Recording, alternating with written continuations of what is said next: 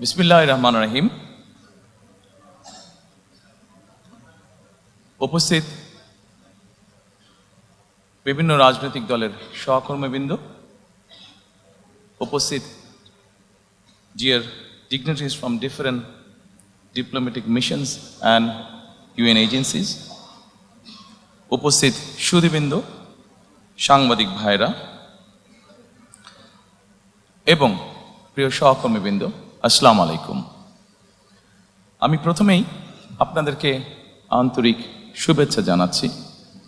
আজকে আমাদের এই অনুষ্ঠানে কষ্ট করে যোগ দেওয়ার জন্য আন্তরিক ধন্যবাদ আপনাদেরকে। আজকে ছুটির দিনে আপনাদের ছুটির যে আমেজটা সেটা হয়তো আমরা একটু বিঘ্ন ঘটিয়েছি, সেই জন্য আমি দুঃখ প্রকাশ করছি। তারপরেও আন্তরিকভাবে ধন্যবাদ। Dear diplomats, thank you so much for attending here today. Though we have interrupted your holiday probably today, but thank you again for taking the trouble to join here. Thank you so much.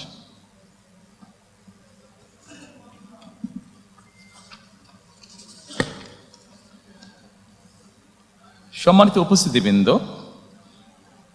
আজকে থেকে ৪৭ বছর আগে দেশ এবং জনগণের প্রয়োজনে বাংলাদেশ জাতীয়তাবাদী দলের জন্ম হয়েছিল। প্রতিষ্ঠার পর থেকে আজ পর্যন্ত বিএনপি তার আদর্শ থেকে বিচ্যুত হয়নি, চেষ্টা করেছে সবসময় তার যে আদর্শ সেটার ভেতরে থাকার জন্য।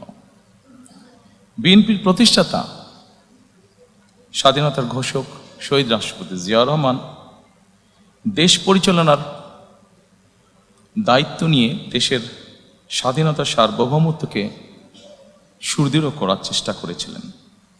তিনি দেশে বহুদলীয় গণতন্ত্র করেছিলেন প্রতিষ্ঠিত, দেশে বাক এবং ব্যক্তি স্বাধীনতা ফিরিয়ে দিয়েছিলেন। একটি দুর্নাম ছিল স্বাধীনতার পরবর্তীতে তলাবিহীন ঝুড়ি বাংলাদেশের। সেই দুর্নাম থেকে মুক্ত করে দেশকে একটি স্বনির্ভর রাষ্ট্রে পরিণত করেছিলেন শহীদ রাষ্ট্রপতি জিয়াউর রহমান। তার শাহাদাত বরণের পরে দেশে আবারও স্বৈরাচারের শাসন প্রতিষ্ঠিত হয়েছিল। দেশনেত্রী বেগম খালেদা জিয়ার আপসহীন সংগ্রামের মাধ্যমে দেশ স্বৈরাচার মুক্ত হয়েছিল। জনগণের রায় বেগম খালেদা জিয়া রাষ্ট্র পরিচালনার দায়িত্ব পাবার পরে দেশে গণতন্ত্রকে প্রাতিষ্ঠানিক রূপ দিয়েছিলেন, দেশে প্রতিষ্ঠিত করেছিলেন সংসদীয় গণতন্ত্র। নারী শিক্ষার প্রসার ঘটানোর জন্য দেশে নারীদেরকে দ্বাদশ শ্রেণী পর্যন্ত বিনা বেতনে শিক্ষার সুযোগ করে দিয়েছিলেন। দেশনেত্রী বেগম খালেদা জিয়ার নেতৃত্বে 2001 সালে তৃতীয়বারের মতন রাষ্ট্র পরিচালনার দায়িত্ব পেলে বেগম খালেদা জিয়া অর্থনীতিকে বাংলাদেশকে এশিয়ার এমার্জিং টাইগারে পরিণত করেছিলেন।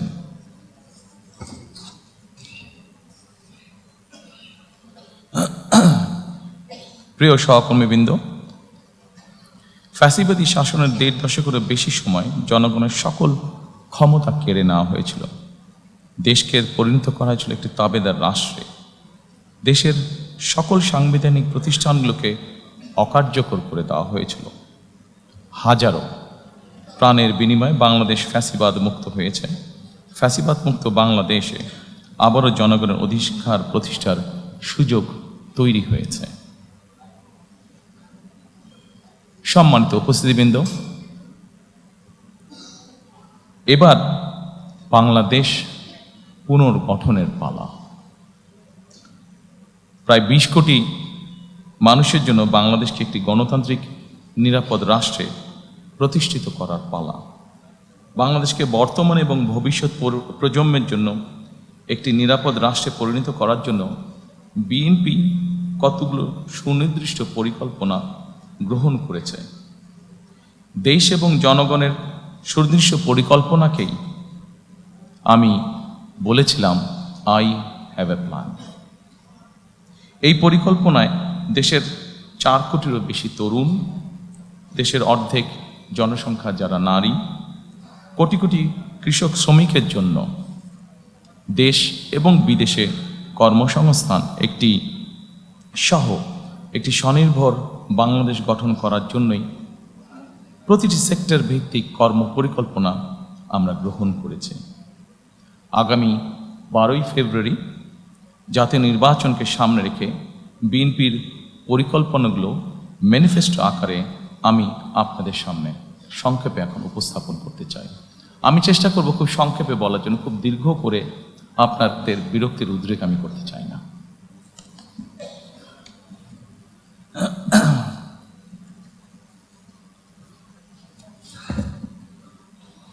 Dear friends of Diplomatic Corps, probably I'll be explaining the whole manifesto in my own language, Bangla. But I'm sure you have found that in the folder which you're holding, there's a copy in English. So it will be easy for you to understand what we will be saying in Bangla. Exactly, the whole thing is in English. So I'll request you, if you can go through the document, you will know what we have or what we are explaining in Bangla. Thank you.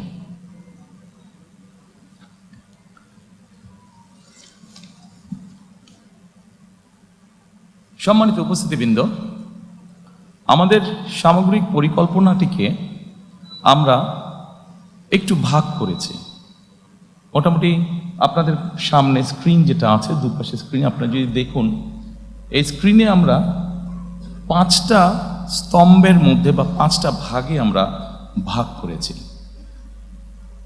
এবং এই 5টা ভাগকে যদি আমরা দেখি, এর ভেতরে আমরা বাকি জিনিসগুলোকে নিয়ে আসার চেষ্টা করেছি। আমাদের কাছে যতটুকু মনে হয়েছে কোনটা কোথায় সামঞ্জস্যপূর্ণ, সেভাবে আমরা সেই ডিপার্টমেন্টের মধ্যে সেগুলোকে আমরা ইনসার্ট করেছি। প্রথমেই আমরা যেটি বলেছি রাষ্ট্র ব্যবস্থার সংস্কার, দ্বিতীয়ত আমরা বলেছি বৈষম্যহীন আর্থসামাজিক উন্নয়ন ও টেকসই রাষ্ট্রীয় সক্ষমতা অর্জন, তৃতীয়ত আমরা বলেছি ভঙ্গুর অর্থনীতির পুনর্গঠন ও পুনরুদ্ধার, চতুর্থত আমরা বলেছি অঞ্চল ভিত্তিক সুষম উন্নয়ন, এবং পঞ্চম বা শেষ যেটি ধর্ম, সমাজ, ক্রীড়া, সংস্কৃতি ও সংহতি বিষয়, যেই বিষয়গুলো আছে। এখন আমরা প্রথমেই চলে আসি রাষ্ট্র ব্যবস্থার সংস্কার। সম্মানিত উপস্থিতিবৃন্দ, রাষ্ট্র ব্যবস্থার যে সংস্কার, আমরা যারা বিভিন্নভাবে প্রতিদিন খবর রাখি, দেশ জাতি সবকিছু দেখে আমরা এতটুকু বুঝেছি আমাদের রাষ্ট্রীয় ব্যবস্থার মধ্যে বেশ কিছু সংস্কারের প্রয়োজন আছে। আপনাদের কাছে যে ফোল্ডারটি আছে, এখানে আপনারা যদি দেখেন, এর ভেতরে কয়েকটি ভাগ আমরা করেছি: গণতন্ত্র ও জাতি গঠন, মুক্তিযুদ্ধ, অভ্যুত্থান, সাংবিধানিক সংস্কার, সুশাসন এবং স্থানীয় সরকার। আমি ডিটেইল আলোচনায় যাব না। আমি প্রথমেই শুরু করতে চাই গণতন্ত্র ও জাতি গঠন। গণতন্ত্র এবং জাতি গঠনে যদি আমরা দেখি, প্রথমেই আমরা একটি কথা সেখানে লিখেছি। যদিও গণতন্ত্র এবং জাতি গঠনের এখানে যেই বিষয়গুলো আছে, যা আমরা গত 1 বছর ধরে দেখেছি, যে সরকার গঠিত যে রিফর্ম কমিশন ছিল, সেখানে যা কিছু আলোচনা হয়েছে, তার অধিকাংশই কিন্তু আমরা অনেক বছর আগে, প্রায় 2-2.5 বছর আগে আমরা জাতির সামনে উপস্থাপন করেছি। তবে আমরা এখানে নিয়ে এসেছি প্রথমেই 31 দফা বা জুলাই সনদের বাস্তবায়ন। আমরা যখন প্রথম দেশের মানুষের সামনে 31 দফা, আমাদের 2030 ভিশন বা 27 দফা উপস্থাপন করেছিলাম, তখন 31 দফা বা জুলাই সনদের বিষয়টি তখন ছিল না। যেহেতু এটি আমাদের জাতির জন্য সবকিছু মিলে একটি অত্যন্ত জরুরি বিষয়, সেজন্য এটিকে আমরা সামনে নিয়ে এসেছি। কাজে আমাদের জাতি গঠন এবং গণতন্ত্রের ভিত্তিকে যদি আমাদের শক্তিশালী করতে হয়, আমরা বিশ্বাস করি যে 31 দফা এবং জুলাই সনদের যেটি আছে সেটিকে অবশ্যই আমরা বাস্তবায়ন করব। কারণ জুলাই সনদের যে মেইন বিষয়গুলো আছে, সেগুলোর সাথে আমাদের 31 দফার অনেক কিছুর মিল আছে, যা আমরা অনেক আগেই জাতির সামনে উপস্থাপন করেছিলাম। সম্মানিত উপস্থিতিবৃন্দ, অবশ্যই আমরা জানি 2024 সালে যে গণ অভ্যুত্থান হয়েছে, সেই গণ অভ্যুত্থান হয়েছিল ফ্যাসিবাদের বিরুদ্ধে। এবং এই মুহূর্তে আমরা বাংলাদেশের যে কোনো প্রান্তরে যে কোনো মানুষের সাথে যদি কথা বলি, যারা গণতন্ত্রে বিশ্বাস করে, যারা দেশের স্বাধীনতা সার্বভৌমত্বে বিশ্বাস করে, এরকম জ্ঞানসম্পন্ন যে কোনো মানুষের সাথে করি, প্রত্যেকটি মানুষ এক বাক্যে বলবে যে অবশ্যই আমরা ফ্যাসিবাদের পুনরাবৃত্তি চাই না। এবং যেহেতু আমরা ফ্যাসিবাদের পুনরাবৃত্তি চাই না, দলমত নির্বিশেষে প্রত্যেকটি মানুষ এই কথা বলবে, সেজন্যই আমরা এটিকে গুরুত্ব আরোপ করেছি। এবং এই ফ্যাসিবাদের পুনরাবৃত্তি যদি না চাই, অবশ্যই আমাদেরকে ডেমোক্রেটিক প্রসেস বা গণতন্ত্রের চর্চা আমাদেরকে অব্যাহত রাখতে হবে। আমরা জনগণের শাসনের কথা বলি, সম্মানিত উপস্থিতিবৃন্দ। জনগণের কাছে আমরা শাসনের কথা বলি, জনগণের অধিকার প্রতিষ্ঠার কথা বলি। আমি ব্যক্তিগতভাবে একজন রাজনৈতিক কর্মী হিসাবে মনে করি, বিশ্বাস করি দৃঢ়ভাবে, যে জনগণের শাসনের যদি আমাদেরকে প্রতিষ্ঠিত করতে হয়, জনগণের যদি আসলে আমরা ভাগ্যের পরিবর্তন করতে চাই, তবে একটি বিষয় আমাদেরকে নিশ্চিত করতে হবে, সেটা হচ্ছে জবাবদিহিতা বা অ্যাকাউন্টেবিলিটি। আমাদের সমাজের প্রত্যেকটি স্তরে, রাষ্ট্র পরিচালনার প্রত্যেকটি স্তরে, সরকার পরিচালনার প্রত্যেকটি স্তরে ধীরে ধীরে আমাদেরকে অ্যাকাউন্টেবিলিটি বা জবাবদিহিতা আমাদেরকে প্রতিষ্ঠিত করতে হবে। অর্থাৎ যারা যে দায়িত্বে থাকবেন তাদেরকে অবশ্যই জনগণের কাছে কোনো না কোনোভাবে তাদের কাজের জন্য জবাবদিহিতা করতে হবে, অ্যাকাউন্টেবল থাকতে হবে তাদেরকে।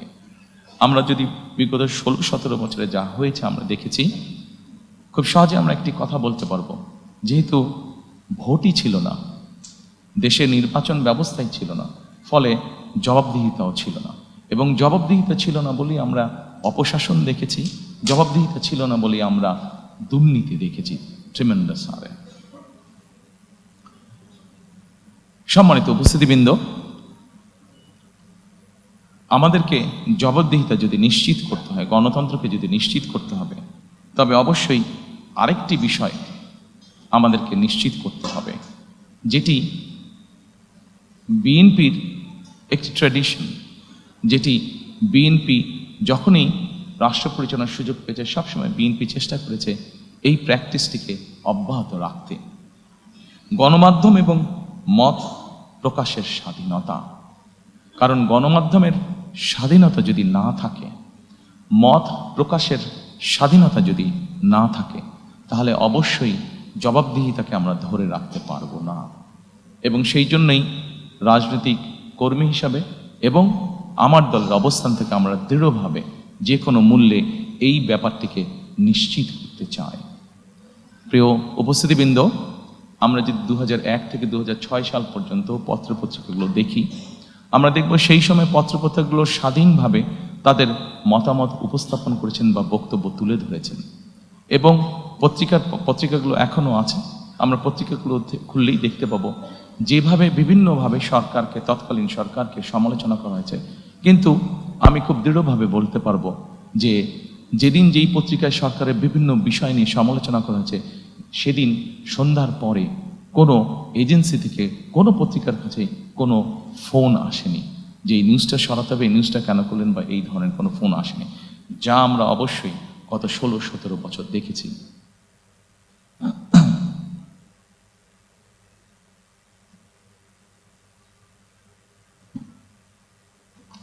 সম্মানিত উপস্থিতিবৃন্দ, এরপরে আমি মুক্তিযুদ্ধ এবং গণ অভ্যুত্থান, আমাদের রাষ্ট্র ব্যবস্থার দ্বিতীয় যেই স্তম্ভটি বা গুরুত্বপূর্ণ বিষয় আমি সেখানে দেখতে চাইছি। মুক্তিযুদ্ধ এবং গণ অভ্যুত্থান অত্যন্ত দুঃখজনক হলেও আমরা দেখেছি গত 16 বছর আমাদের জাতির যে গর্ব, যেটি নিয়ে আমরা যতদিন এই দেশটিকে থাকবে আমরা ততদিন যা নিয়ে গর্ব করব তা হচ্ছে আমাদের দেশের স্বাধীনতা বা মুক্তিযুদ্ধ। আমরা দেখেছি কিভাবে এই মুক্তিযুদ্ধটিকে একটি পরিবার বা একটি দলের সম্পত্তিতে পরিণত করার চেষ্টা করা হয়েছে। সম্মানিত উপস্থিতিবৃন্দ, আমরা মনে করি নিরপেক্ষভাবে মুক্তিযুদ্ধের স্মৃতি সংরক্ষণ করা এটি একটি জাতীয় দায়িত্ব এবং আমরা সকলের এর সাথে নিয়ে সকলের পরামর্শক্রমে উপদেশক্রমে আগামীতে এই বিষয়টিকে আমরা উপস্থাপন করতে চাই নিরপেক্ষভাবে জাতির সামনে। এরপরে আরেকটি গুরুত্বপূর্ণ বিষয়ের দিকে আমরা নজর দিতে চাই। গণ অভ্যুত্থানের শহীদ পরিবার ও যোদ্ধাদের কল্যাণার্থে আমরা এর ভিতরেই এটি বলেছি যে মুক্তিযোদ্ধা মন্ত্রণালয়ের মধ্যে আমরা একটি ডিপার্টমেন্ট তৈরি করতে চাই, যেটির কাজ হবে 2024 সালে যে গণ অভ্যুত্থান হয়েছে এবং বিগত 16 বছর ধরে গণতন্ত্র পুনরুদ্ধারের আন্দোলনে বহু মানুষ যারা খুন গুম শিকার হয়েছেন, যারা বিভিন্নভাবে নির্যাতিত হয়েছেন, এই মানুষগুলোকে আমরা কিভাবে সহযোগিতা করতে পারি, কিভাবে এদের পাশে দাঁড়ানো যায়, সেই ব্যাপারে আমাদের একটি পরিকল্পনা রয়েছে আলাদা একটি ডিপার্টমেন্ট তৈরি করার মাধ্যমে। সম্মানিত উপস্থিতিবৃন্দ, আন্দোলনের সময় যারা শহীদ হয়েছেন আমাদের একটি পরিকল্পনা রয়েছে, সেই শহীদরা তাদের বিভিন্ন এলাকা আছে, যারা যেই এলাকার স্বাভাবিকভাবে দেশ সামনের দিকে এগিয়ে নিয়ে যাবে।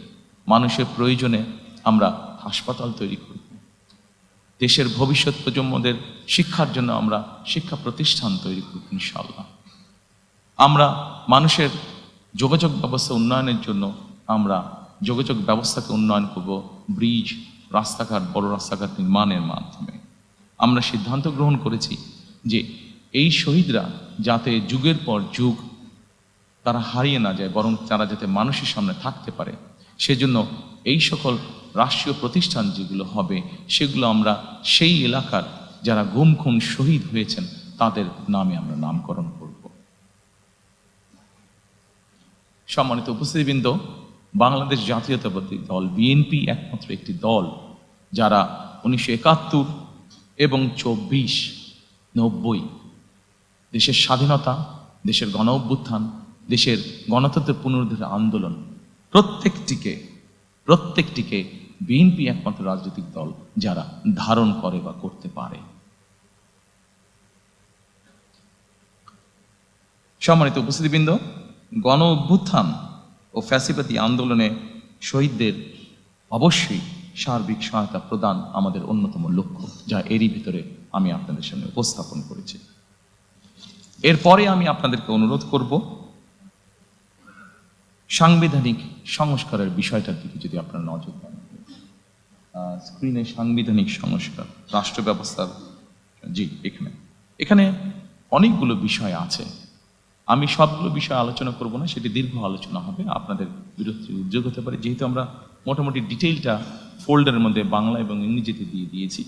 আমি সেই জন্য অতটা সময় আপনাদের নষ্ট করতে চাই না। আমি দুই একটি বিষয় এখানে আলাপ করতে চাই। অবশ্যই শহীদ রাষ্ট্রপতি জিয়া রহমান যখন দেশ পরিচালনার দায়িত্ব পান, যেহেতু আমাদের দেশের অধিকাংশ মানুষ মুসলমান, আমরা সংবিধানে সেই জন্য বিসমিল্লাহির রহমানির রহিম এবং আল্লাহর উপরে, সর্বশক্তিমান আল্লাহর প্রতি পূর্ণ আস্থা ও বিশ্বাস, এই কথাটি সংযোজন করেছিলেন। দুর্ভাগ্যবশত আমরা দেখেছি স্বৈরাচারের সময় সর্বশক্তিমান আল্লাহর প্রতি পূর্ণ আস্থা ও বিশ্বাস এই কথাটিকে সরিয়ে দেওয়া হয়েছে। ইনশাআল্লাহ 12 তারিখের নির্বাচনে বাংলাদেশের জনগণের সমর্থনে বিএনপি সরকার গঠনে সক্ষম হলে আমরা সংবিধানে সর্বশক্তিমান আল্লাহর প্রতি পূর্ণ আস্থা ও বিশ্বাস এই রাষ্ট্র পরিচালনার মূলনীতি হিসাবে আমরা সংবিধানে এটিকে পুনঃস্থাপন করতে চাই।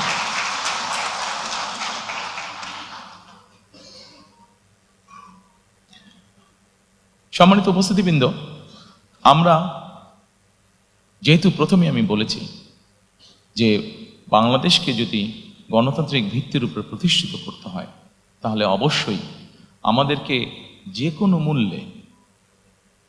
মূল্যে গণতান্ত্রিক অর্থাৎ ভোট প্রদানের যে চর্চা, ভোটিং রাইট বা ভোট যেই বিষয়টি, এটিকে আমাদের অব্যাহত রাখতে হবে এবং অবশ্যই নিরপেক্ষ ভোট, যেই ভোটের উপরে, যেই ভোট ব্যবস্থার উপরে, যেই ভোট প্রক্রিয়ার উপরে বাংলাদেশের মানুষের আস্থা থাকবে, এইরকম ভোট। এবং বাংলাদেশের মানুষের মনে করার কারণ আছে এরকম একটি নির্বাচন, কারণ অতীতে আমরা দেখেছি 91 সাল, 96 সাল, 2001 সাল যদি আমরা বিবেচনা করি, বাংলাদেশের মানুষ দৃঢ়ভাবে বিশ্বাস করে যে একটি নিরপেক্ষ নির্বাচনের নিশ্চয়তা একমাত্র একটি অরাজনৈতিক সরকার অর্থাৎ তত্ত্বাবধায়ক সরকার বা কেয়ারটেকার সরকারই এনশিওর করতে পারে। এবং সেই জন্যই আমরা যখন আমাদের 31 দফা উপস্থাপন করেছিলাম, সেই সময় আমরা বলেছি আমরা কেয়ারটেকার সরকার আবার দেশে পুনঃপ্রতিষ্ঠিত করতে চাই। এবং পরবর্তীতে বিষয়টি অনেকেই বলেছেন, বিষয়টি বর্তমান সরকার কর্তৃক যে সংস্কার কমিশন হয়েছে সেখানেও আলোচিত হয়েছে। তবে সম্মানিত উপস্থিতিবৃন্দ, অবশ্যই আমার দলের একজন সদস্য হিসাবে আমি ক্রেডিট নিতেই চাইব যে বাংলাদেশে সবচেয়ে প্রথম আমরাই এই কথাটি বলেছি, অর্থাৎ স্বৈরাচারের সময় আমরা যে 31 দফা উপস্থাপন করেছি আজ থেকে প্রায় 2.5 বছর আগে, সেখানে আমরা পরিষ্কারভাবে বলেছি বিএনপি দেশ পরিচালনার সুযোগ পেলে এবং বিএনপির হাতে সেই পরিমাণ সংসদীয় আসনের শক্তি থাকলে আমরা অবশ্যই তত্ত্বাবধায়ক সরকারকে পুনঃপ্রতিষ্ঠিত করব। সম্মানিত উপস্থিতিবৃন্দ, আমরা আমাদের 31 দফার মাধ্যমে একটি প্রস্তাব জাতির সামনে অনেক আগেই দিয়েছিলাম। সেই প্রস্তাবটি হচ্ছে যে ব্যক্তি প্রধানমন্ত্রী হবেন তার মেয়াদ 10 বছরের বেশি হবে না। পরবর্তীতে সরকার কর্তৃক গঠিত যে রিফর্ম কমিশন, সেখানে অন্যান্য অনেক দল আলোচনা করেছে, বাট এই কথাটি সর্বপ্রথম বিএনপি করেছিল, এটা ডকুমেন্টেড। কাজেই এটির ক্রেডিটও আমরা অবশ্যই গ্রহণ করতে চাই এবং আমরা ইনশাল্লাহ সরকার গঠনে সক্ষম হলে আমরা অবশ্যই দেশের আইনের মধ্যে এই বিষয়টি প্রবর্তন করব যে একজন ব্যক্তি ম্যাক্সিমাম 10 বছর তার প্রধানমন্ত্রী হিসেবে তার কার্যকাল থাকবে। সম্মানিত উপস্থিতিবৃন্দ, সাংবিধানিক যে সংস্কার অনেক কিছু আছে, আমাদের অনেক কিছু হয়তো করা প্রয়োজন আছে। তারপরেও একটি বিষয় নিয়ে সুশীল সমাজের মধ্যে, সাংবাদিক নেতৃবৃন্দের মধ্যে সহ বিভিন্ন জায়গায় আলোচনা ছিল অনেক সময়, সেটি হচ্ছে সংবিধানের 70 অনুচ্ছেদ। এটি নিয়ে অনেক তর্ক বিতর্ক, ডিবেট, অনেক কিছু ছিল। 31 দফা যেদিন আমরা উপস্থাপন করি 22শে জুলাই, আমরা সেই 31 দফার মধ্যে বলেছিলাম যে অবশ্যই আমরা এই 70 অনুচ্ছেদ বিষয়টিকে আমরা ধীরে ধীরে পর্যায়ক্রমিকভাবে আমরা একটি অবস্থানে নিয়ে আসতে চাই। দু একটি বিষয় ছাড়া এইটি সম্পূর্ণভাবে ধীরে ধীরে আমরা ওপেন করে দিতে চাই।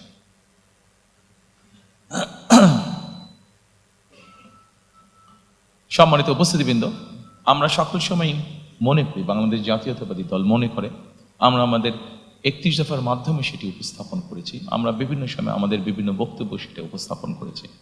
আমরা মনে করি আমরা যারা প্রতিদিনকার রাজনীতি করি, এই যে সংসদে 300 আসন, এই 300 আসনে যারা সদস্য নির্বাচিত হবেন তারা প্রতিদিনকার রাজনীতি করছেন, কিন্তু এই প্রতিদিনকার রাজনীতির বাইরেও সমাজে অনেক মানুষ আছেন, চিকিৎসক হতে পারেন, লয়ার হতে পারেন, সাংবাদিক হতে পারেন, সিভিল সোসাইটির বিভিন্ন পর্যায়ের মেম্বার হতে পারেন, যাদেরও দেশের সম্পর্কে বা দেশ গঠন সম্পর্কে তাদের মূল্যবান মতামত বা উপদেশ অবশ্যই থাকতে পারে। কন্ট্রিবিউট করার মতন তাদেরও, দেশ গঠনে কন্ট্রিবিউট করার মতন তাদেরও অবস্থান অবশ্যই থাকতে পারে।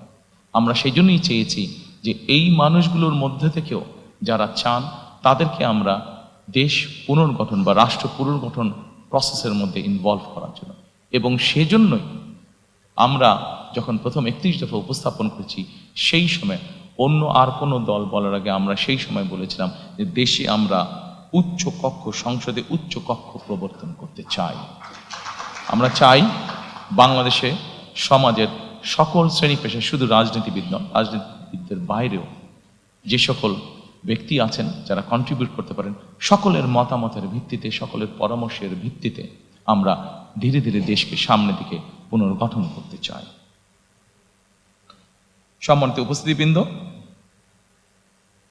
এই সাংবিধানিক সংস্কার প্রক্রিয়ার মধ্যে আরো অনেকগুলো পয়েন্ট আছে যা আপনারা দেখতে পাচ্ছেন, তবে আমি মনে করি সকল পয়েন্টগুলো এখানে হয়তো আলোচনা করলে অনেক দীর্ঘ সময় লাগবে। আমি সবকিছু হয়তো আজকে এখানে আলোচনা করছি না।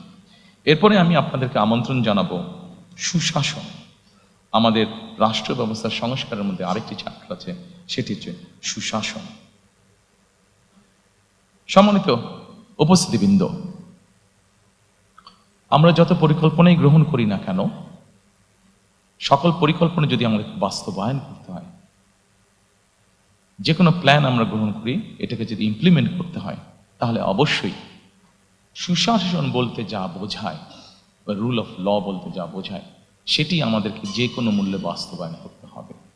একটি সরকার যদি সুশাসন দিতে না পারে, তাহলে তার কোনো পরিকল্পনা যেমন বাস্তবায়ন হবে না, জনগণেরও কোনো লাভ হবে না।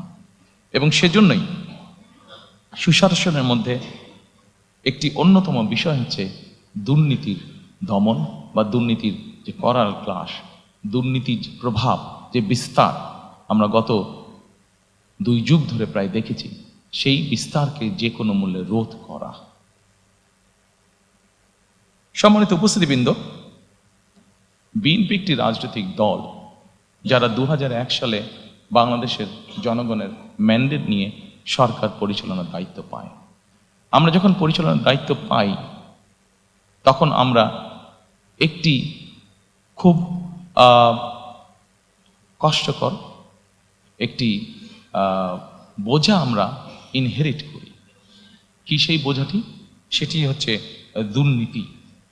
2001 সালে বাংলাদেশকে আন্তর্জাতিক সংস্থা দুর্নীতিতে চ্যাম্পিয়ন ঘোষণা করেছিল। আমরা যদি আন্তর্জাতিক ফ্যাক্টস ফিগারগুলো তারপর থেকে দেখি, 2001 সালের পর থেকে দেখি, বিএনপি খুব স্বাভাবিকভাবে এটি আমরা ইনহেরিট করেছিলাম, এই আনওয়ান্টেড যে লাইবিলিটিটা বা আনওয়ান্টেড যে বোঝাটা, এটা যেটা আমরা ইনহেরিট করেছিলাম।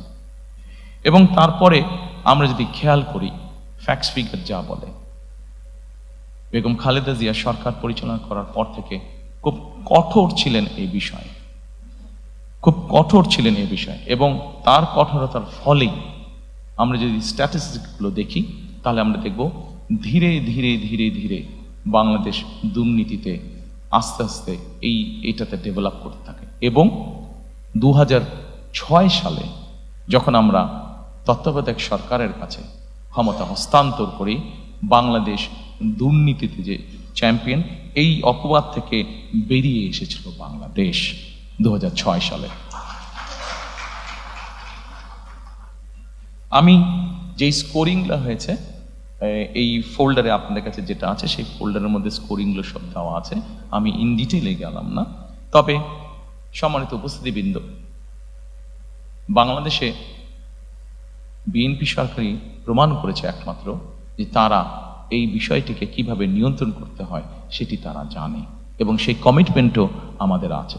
কাজেই ইনশাআল্লাহ দেশে সুশাসন প্রতিষ্ঠার জন্য আগামী 12 তারিখের নির্বাচনে আমরা বাংলাদেশের মানুষের সমর্থনে ইনশাআল্লাহ সরকার গঠনে সক্ষম হলে অবশ্যই আমাদের অন্যতম প্রধান লক্ষ্য থাকবে যে কোনো মূল্যে সুশাসন নিশ্চিত করা। এর ভিতরে অবশ্যই আরেকটি গুরুত্বপূর্ণ বিষয় আছে।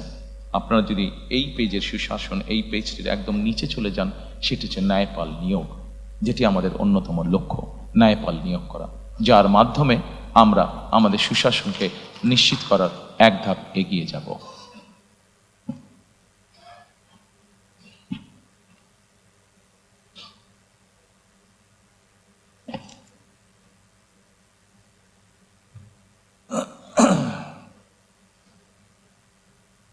সম্মানিত উপস্থিতিবৃন্দ,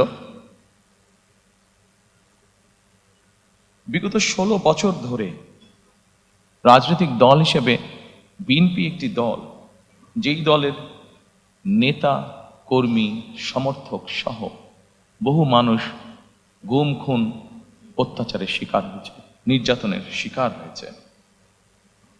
একটি রাজনৈতিক দলের সদস্য হিসাবে আজকে এখানে আমন্ত্রিত সকল অতিথির সামনে আমরা বলতে চাই, অবশ্যই আমরা চাই না যে ঘটনার ভিতর দিয়ে, যে বিভীষিকার ভিতর দিয়ে বিএনপি গিয়েছে, সেই ঘটনার আবার পুনরাবৃত্তি বাংলাদেশে হোক।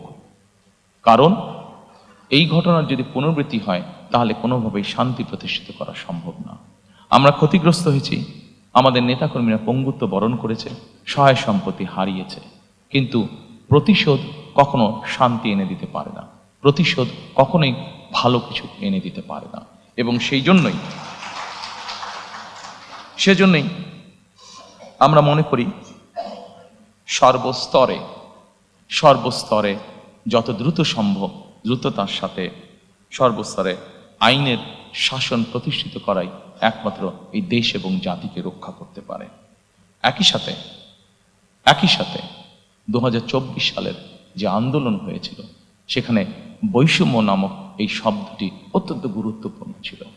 আমরা চাই, আমাদের ইচ্ছা, আমাদের লক্ষ্য, আমাদের হাতে দেশ পরিচালনার সুযোগ থাকলে আমাদের সর্বশক্তি দিয়ে আমরা চেষ্টা করব মেরিটোক্রেসির বাংলাদেশ বিনির্মাণ করার জন্য। অর্থাৎ প্রিয় সহকর্মীবৃন্দ, প্রিয় উপস্থিতিবৃন্দ, একটি বিষয় আজকে আমাদেরকে অনুধাবন করতে হবে। একটি রাজনৈতিক সরকার হিসাবে আমরা যদি সঠিক ব্যক্তিকে সঠিক জায়গায় নিয়োগ দিতে না পারি, একটি রাজনৈতিক দল হিসাবে আমাদের পরিকল্পনা আছে, আমরা এমন কোনো ব্যক্তিকে যদি এমন কোনো জায়গায় নিয়োগ দিই যার যোগ্যতা তার নেই, তাহলে সবচেয়ে আগে ক্ষতিগ্রস্ত হবে আমার সেই রাজনৈতিক সরকার। কারণ আমার পরিকল্পনা বাস্তবায়নের যোগ্যতাই তার নেই।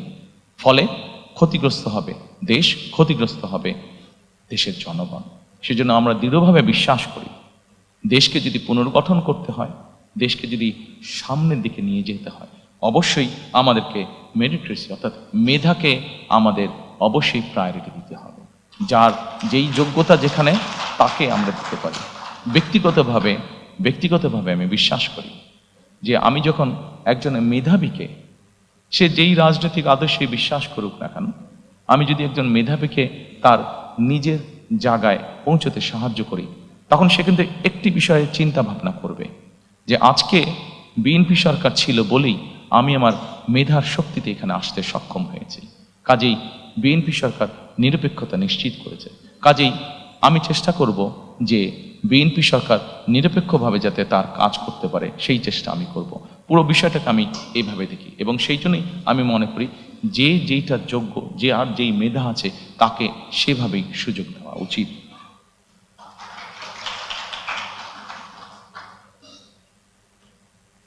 সম্মানিত উপস্থিতিবৃন্দ, একজন রাজনৈতিক কর্মী হিসাবে আমি নিজের অভিজ্ঞতা থেকে বলতে পারি যে বিচার বিভাগকে কিভাবে নিয়ন্ত্রণ করা হয়েছিল বিগত স্বৈরাচারের সময়। আমি, আমার মা, আমার পরিবার, আমরা এই বিচার বিভাগের নির্যাতনের ভিতর দিয়ে আমরা গিয়েছি। প্রিয় সহকর্মীবৃন্দ, একজন মানুষ হিসাবে, একজন রাজনৈতিক কর্মী হিসাবে আমার সর্বোচ্চ চেষ্টা থাকবে যে যে কোনো মূল্যে বিচার বিভাগের যে স্বাধীনতা, সেটিকে নিশ্চিত করা। কারণ আমি নিজে ভুক্তভোগী কিভাবে বিচার বিভাগ একজন মানুষের জীবন, একটি সংসার ধ্বংস করে দিতে পারে। সেই জন্য আমরা সরকার গঠনে সক্ষম হলে আমাদের সর্বোচ্চ চেষ্টা থাকবে যে কোনো মূল্যে বিচার বিভাগের স্বাধীনতাকে নিশ্চিত করা। সম্মানিত উপস্থিতিবৃন্দ, এরপরে আপনাদেরকে আমি অনুরোধ করব, রাষ্ট্র ব্যবস্থা সংস্কারের শেষ যেই ঘটে স্থানীয় সরকার, সেখানে যদি আপনারা একটু দৃষ্টি দেন। সম্মানিত উপস্থিতিবৃন্দ, বিএনপি বিশ্বাস করে স্থানীয় সরকার হলো গণতন্ত্র এবং উন্নয়নের প্রাণ কেন্দ্র। আমাদের এখানে অনেকেরই অভিজ্ঞতা আছে বিভিন্ন দেশ দেখার, বিশেষ করে ইউরোপের উন্নত দেশগুলো দেখার। আমি নিজেও অনেকদিন ইউকেতে থাকতে বাধ্য হয়েছি। আমি সেখানে যতটুকু দেখেছি, আমার যতটুকু অভিজ্ঞতা হয়েছে, যে স্থানীয় সরকার বলতে যেই সরকারটিকে বোঝায়, এটিকে যদি আমরা স্বাধীনভাবে কাজ করতে দিতে সক্ষম হই, এটিকে যদি আমরা একটি প্রাতিষ্ঠানিক রূপ হিসেবে ধীরে ধীরে গড়ে তুলতে পারি, তাহলে দেশের অনেক সমস্যার সমাধান করা স্থানীয়ভাবে সম্ভব হবে। দুঃখজনকভাবে হলেও আমাদের দেশের টেকনাফের একজন মানুষকে বা তেঁতুলের একজন মানুষকে অনেক সময় ঢাকায় আসতে হয় বিভিন্ন কাজে, ছোট্ট একটি কাজে হয়তো তাকে ঢাকায় আসতে হয়। কিন্তু আমরা যদি ধীরে ধীরে স্থানীয় সরকার এটিকে যদি আমরা ধীরে ধীরে শক্তিশালী করে গড়ে তুলতে পারি, তাহলে অবশ্যই এমনও পরিস্থিতি দাঁড়াবে যে কোনো একটি মানুষকে তার প্রয়োজনের জন্য, ছোটখাটো প্রয়োজনের জন্য হয়তো ঢাকায় আসার প্রয়োজন হবে না, সে স্থানীয়ভাবেই তার সমস্যার সমাধান করতে পারবে। শুধু তাই নয়, স্থানীয় সরকারটিকে যদি আমরা শক্তিশালী করতে পারি, তাহলে আমরা গণতন্ত্র নিয়ে যেই কথা বলছি, গণতন্ত্রের ভিত্তিটাকে শক্তিশালী করার জন্য যেই কথাটা বলছি, সেটিও করতে আমরা সক্ষম হব। কারণ জবাবদিহিটা স্থানীয় পর্যায় থেকে তৈরি হবে। জবাবদিহিতা যখন স্থানীয় পর্যায় থেকে তৈরি হবে, মানুষের জীবনমান উন্নয়ন হতে তখন বাধ্য, দুর্নীতি কমে আসতে তখন বাধ্য, প্রকৃত উন্নয়ন বলতে যা বোঝায়, আইন শৃঙ্খলা বলতে যা বোঝায়, সকল কিছু তখন ধীরে ধীরে ভালোর দিকে এগোতে থাকবে।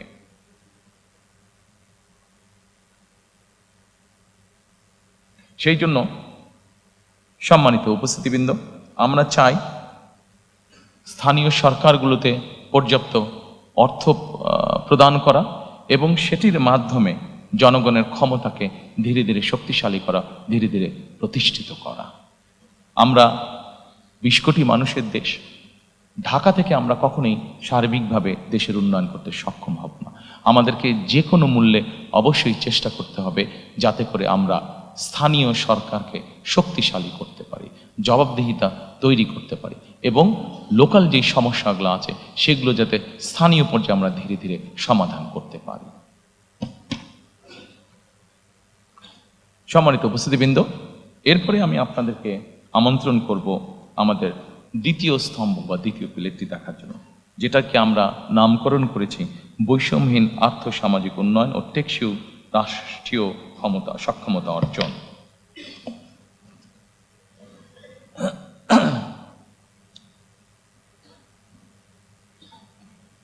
সম্মানিত উপস্থিতিবৃন্দ, বাংলাদেশে এইটিকে আমরা বৈষম্যহীন আর্থসামাজিক উন্নয়ন টেকসই রাষ্ট্রীয় সক্ষমতা অর্জন, এটিকে আমরা কয়েক ভাগে আবার ভাগ করেছি। এখানে প্রথমে আছে সামাজিক সুরক্ষা, যেটি অবশ্যই প্রয়োজন। এটি শুধু বাংলাদেশের মতন দেশে না, এটা ইউরোপের যে কোনো ডেভেলপ যেগুলো ভালো দেশ, সেখানেও কিন্তু এই সামাজিক সুরক্ষা মানুষকে প্রদান করা হয়ে থাকে। এরপর আছে নারীর ক্ষমতায়ন। একটি দেশ, যেই দেশের অর্ধেক জনসংখ্যা হচ্ছে নারী, সেখানে নারীর ক্ষমতায়ন যদি আমরা নিশ্চিত করতে না পারি, আমরা যত বড় বড় কথাই বলি না কেন, কোনোটি কখনো সাকসেসফুল করা সম্ভব নয়। এরপরে আছে, এই ঘরের মধ্যে আছে কৃষি এবং খাদ্য, দুটো একইভাবে রিলেটেড। কৃষি যদি ভালো না হয়, খাদ্যের সরবরাহ যদি ঠিকভাবে না থাকে, স্বাভাবিকভাবে মানুষ অপুষ্টি সহ বিভিন্নভাবে আস্তে আস্তে পিছিয়ে যাবে। গুরুত্বপূর্ণ একটি বিষয় হচ্ছে কর্মসংস্থান এবং যুব উন্নয়ন। আমাদের 4.5 কোটি প্রায় ইয়াং মানুষ, এই মানুষদেরকে যদি আমরা কর্মসংস্থান বা উন্নয়নের দিকে নিয়ে যেতে না পারি, কোনোভাবেই সম্ভব না উন্নয়নকে ধরে রাখা। শিক্ষা, মানব সম্পদ, স্বাস্থ্যসেবা, প্রত্যেকটি আমাদের জানাতে অত্যন্ত গুরুত্বপূর্ণ। এরপরে একটি বিষয় আসছে প্রতিরক্ষা এবং পররাষ্ট্রনীতি। আমরা যখন ওই ঘরে যাব, আমি আপনাদের সাথে সংক্ষেপে এই বিষয়টি, আমার মতামতকে আপনাদের সামনে তুলে ধরবো বা আমাদের পর্যালোচনা। এরপরে আছে আমাদের প্রায় 1.5 কোটি মানুষ প্রবাসে বাস করেন এবং তারা আমাদেরকে দেশ গঠনে বিভিন্নভাবে সহযোগিতা করেন। তাদেরকে নিয়ে আমাদের কি চিন্তা, সেটিও সংক্ষেপে আপনাদের সামনে তুলে ধরব। এবং এরপরে আসছে পরিবেশ, পানি ও দুর্যোগ ব্যবস্থাপনা। আমরা যদি প্রথমে আসি, সম্মানিত উপস্থিতিবৃন্দ, সামাজিক সুরক্ষা। 4 কোটি, বাংলাদেশে 4 কোটি মানুষ, 4 কোটিরও বেশি মানুষ দারিদ্রতার ভিতরে বা চরম দারিদ্রতার ভিতরে বাস করছে। এর মধ্যে দেশে প্রায় 53 লক্ষ নারী আছে যারা বিধবা। একটি বড় অংশ আছে যাদেরকে নিয়ে আমরা সাধারণত কথা বলি না, বলার সুযোগ হয় না, অথবা বিভিন্ন কারণে আমরা এড়িয়ে যাই। সেটি হচ্ছে প্রতিবন্ধী মানুষ। যেভাবেই হোক আমাদের সমাজ ব্যবস্থার কারণে কেন জানি এই মানুষগুলোকে আমরা চেষ্টা করি লুকিয়ে রাখতে, যেটি একদিক থেকে অন্যায়। প্রিয় সহকর্মীবৃন্দ, সম্মানিত উপস্থিতিবৃন্দ, প্রথমেই আমরা দুটি কাজে হাত দিয়েছি, যে দুটি বিষয় কম বেশি আপনারা এর মধ্যে শুনেছেন। দুটি কাজ আমরা শুরু করতে চাই এই সামাজিক সুরক্ষাটাকে নিশ্চিত করার জন্য। সেটি কি? সেটি হচ্ছে আমরা বাংলাদেশে প্রত্যেক গৃহিণীর হাতে, বাংলাদেশে প্রায় 4 কোটি পরিবার আছে, প্রত্যেক গৃহিণীর হাতে আমরা একটি কার্ড পৌঁছে দিতে চাই। সেটির নাম হবে ফ্যামিলি কার্ড। এই ফ্যামিলি কার্ডটা, এটি কিন্তু শুধু নারীরা পাবেন এই ফ্যামিলি কার্ডটা। এখন আপনি হয়তো বলতে পারেন এই ফ্যামিলি কার্ড দিয়ে কি হবে? সম্মানিত উপস্থিতিবৃন্দ, আমরা একটি কথা প্রায় বলছি, আমাদের পরের যেটি আছে নারীর ক্ষমতায়ন। দেখুন, আমাদের দেশের নারীরা, অধিকাংশ নারী কি অবস্থায় থাকেন সামাজিক বা মানসিক বা পারিবারিকভাবে, আমি সেই দীর্ঘ আলোচনায় গেলাম না। আমরা সকলেই জানি ওনারা অনেক ডিপ্রাইভড অবস্থায় থাকেন, আন্ডার প্রিভিলেজ অবস্থায় ওনারা থাকেন। আমরা যখনই সরকারের পক্ষ থেকে একটি কার্ড একজন গৃহিণীর কাছে পৌঁছে দেব, স্বাভাবিকভাবে কিন্তু উনি এম্পাওয়ার্ড ফিল করবেন, মানসিকভাবে তখন ওনার একটা শক্তি বৃদ্ধি পাবে।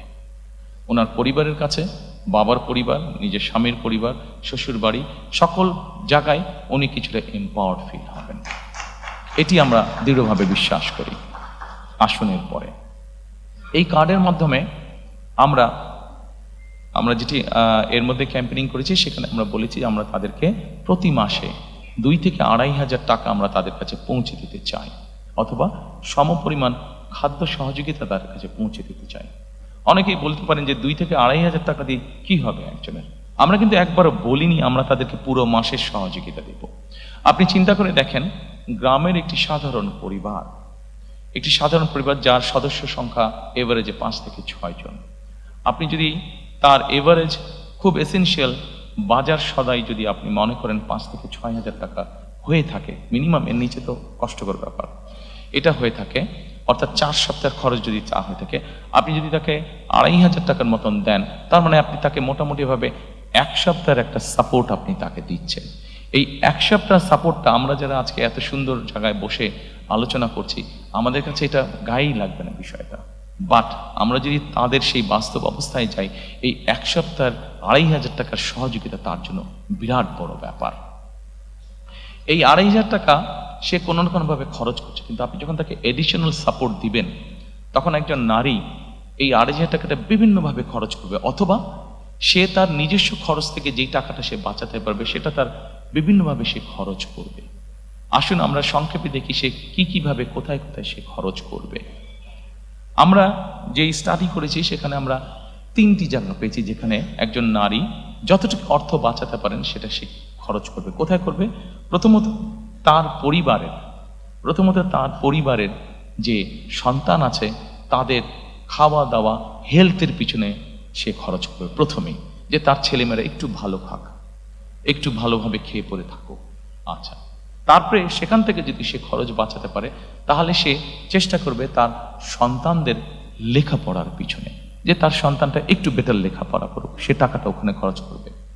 তারপরে থার্ড জায়গা সে যেটা খরচ করবে, সে যদি টাকা সাশ্রয় করতে পারে, সেভিং করতে পারে, তাহলে সে যেটা করবে, সেটা তার আশেপাশে গ্রাম অঞ্চলে সে ছোট বিনিয়োগ করবে, ইনভেস্ট করবে, অর্থাৎ লোকাল ইকোনমিতে সে কন্ট্রিবিউট করবে, লোকাল ইকোনমিটা সে রান করবে। প্রিয় সহকর্মীবৃন্দ, আমরা যদি এভাবে দেখি, একটা পরিবার 5 বছর 7 বছর ধরে এই সাপোর্টটা পেল। আপনি চিন্তা করেন, একটা পরিবার, একটা গ্রামে যদি 10টা পরিবার থাকে, 10টা পরিবার যদি, তার মধ্যে 7টা পরিবার যদি অসচ্ছল থাকে, তারা যদি এই সাপোর্টটা পায়, তার মানে 7টা পরিবার কিন্তু মোটামুটিভাবে 5-7 বছর পরে একটা মোটামুটিভাবে অর্থনৈতিক অবস্থার মধ্যে আসলো। এই যে 7টা পরিবার মানে যে লোকাল ইকোনমিতে কন্ট্রিবিউট করেছে, তাহলে আপনি দেখেন সে হয়তো হাঁস মুরগি পালন করেছে, সে ডিমটা বিক্রি করেছে, আরেকজন ডিম কিনেছে, সেখান থেকে সে তার যে বিক্রি করে ইনকাম করলো, সে গামছা কিনেছে, অথবা চুড়ি কিনেছে, অথবা কসমেটিক কিনেছে, অর্থাৎ কোনো না কোনো ইকোনমিতে 10 টাকা 5 টাকা করেও ছোট কিন্তু সে কিন্তু কন্ট্রিবিউট করে যাচ্ছে। অর্থাৎ দিনের পর দিন, মাসের পর মাস, বছরের পর বছর যখন এইভাবে লোকাল ইকোনমিতে আপনি রিসোর্স পাম্প করতে থাকবেন, তখন কিন্তু আস্তে আস্তে পুরো ইকোনমিটা অনেক ভাইব্রেন্ট হওয়া ধরবে।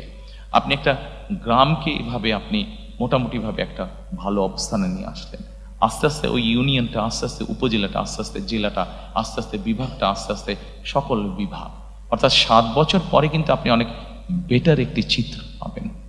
অন্তত আমাদের স্টাডি আমাদেরকে তাই বলছে। সেজন্যই আমরা মনে করি এই ফ্যামিলি কার্ডটা হতে পারে শুনতে খুব ছোট লাগছে, কিন্তু এটার লং টার্ম পজিটিভ এফেক্ট অনেক অনেক অনেক বড় হবে ইনশাআল্লাহ।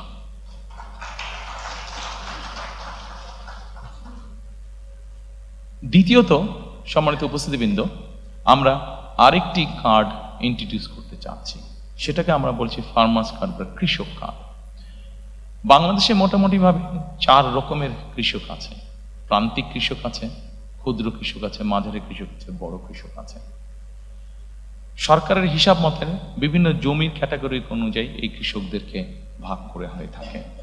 আমরা প্রথমে প্রান্তিক, ক্ষুদ্র এবং মাঝারি কৃষক পর্যন্ত যাব।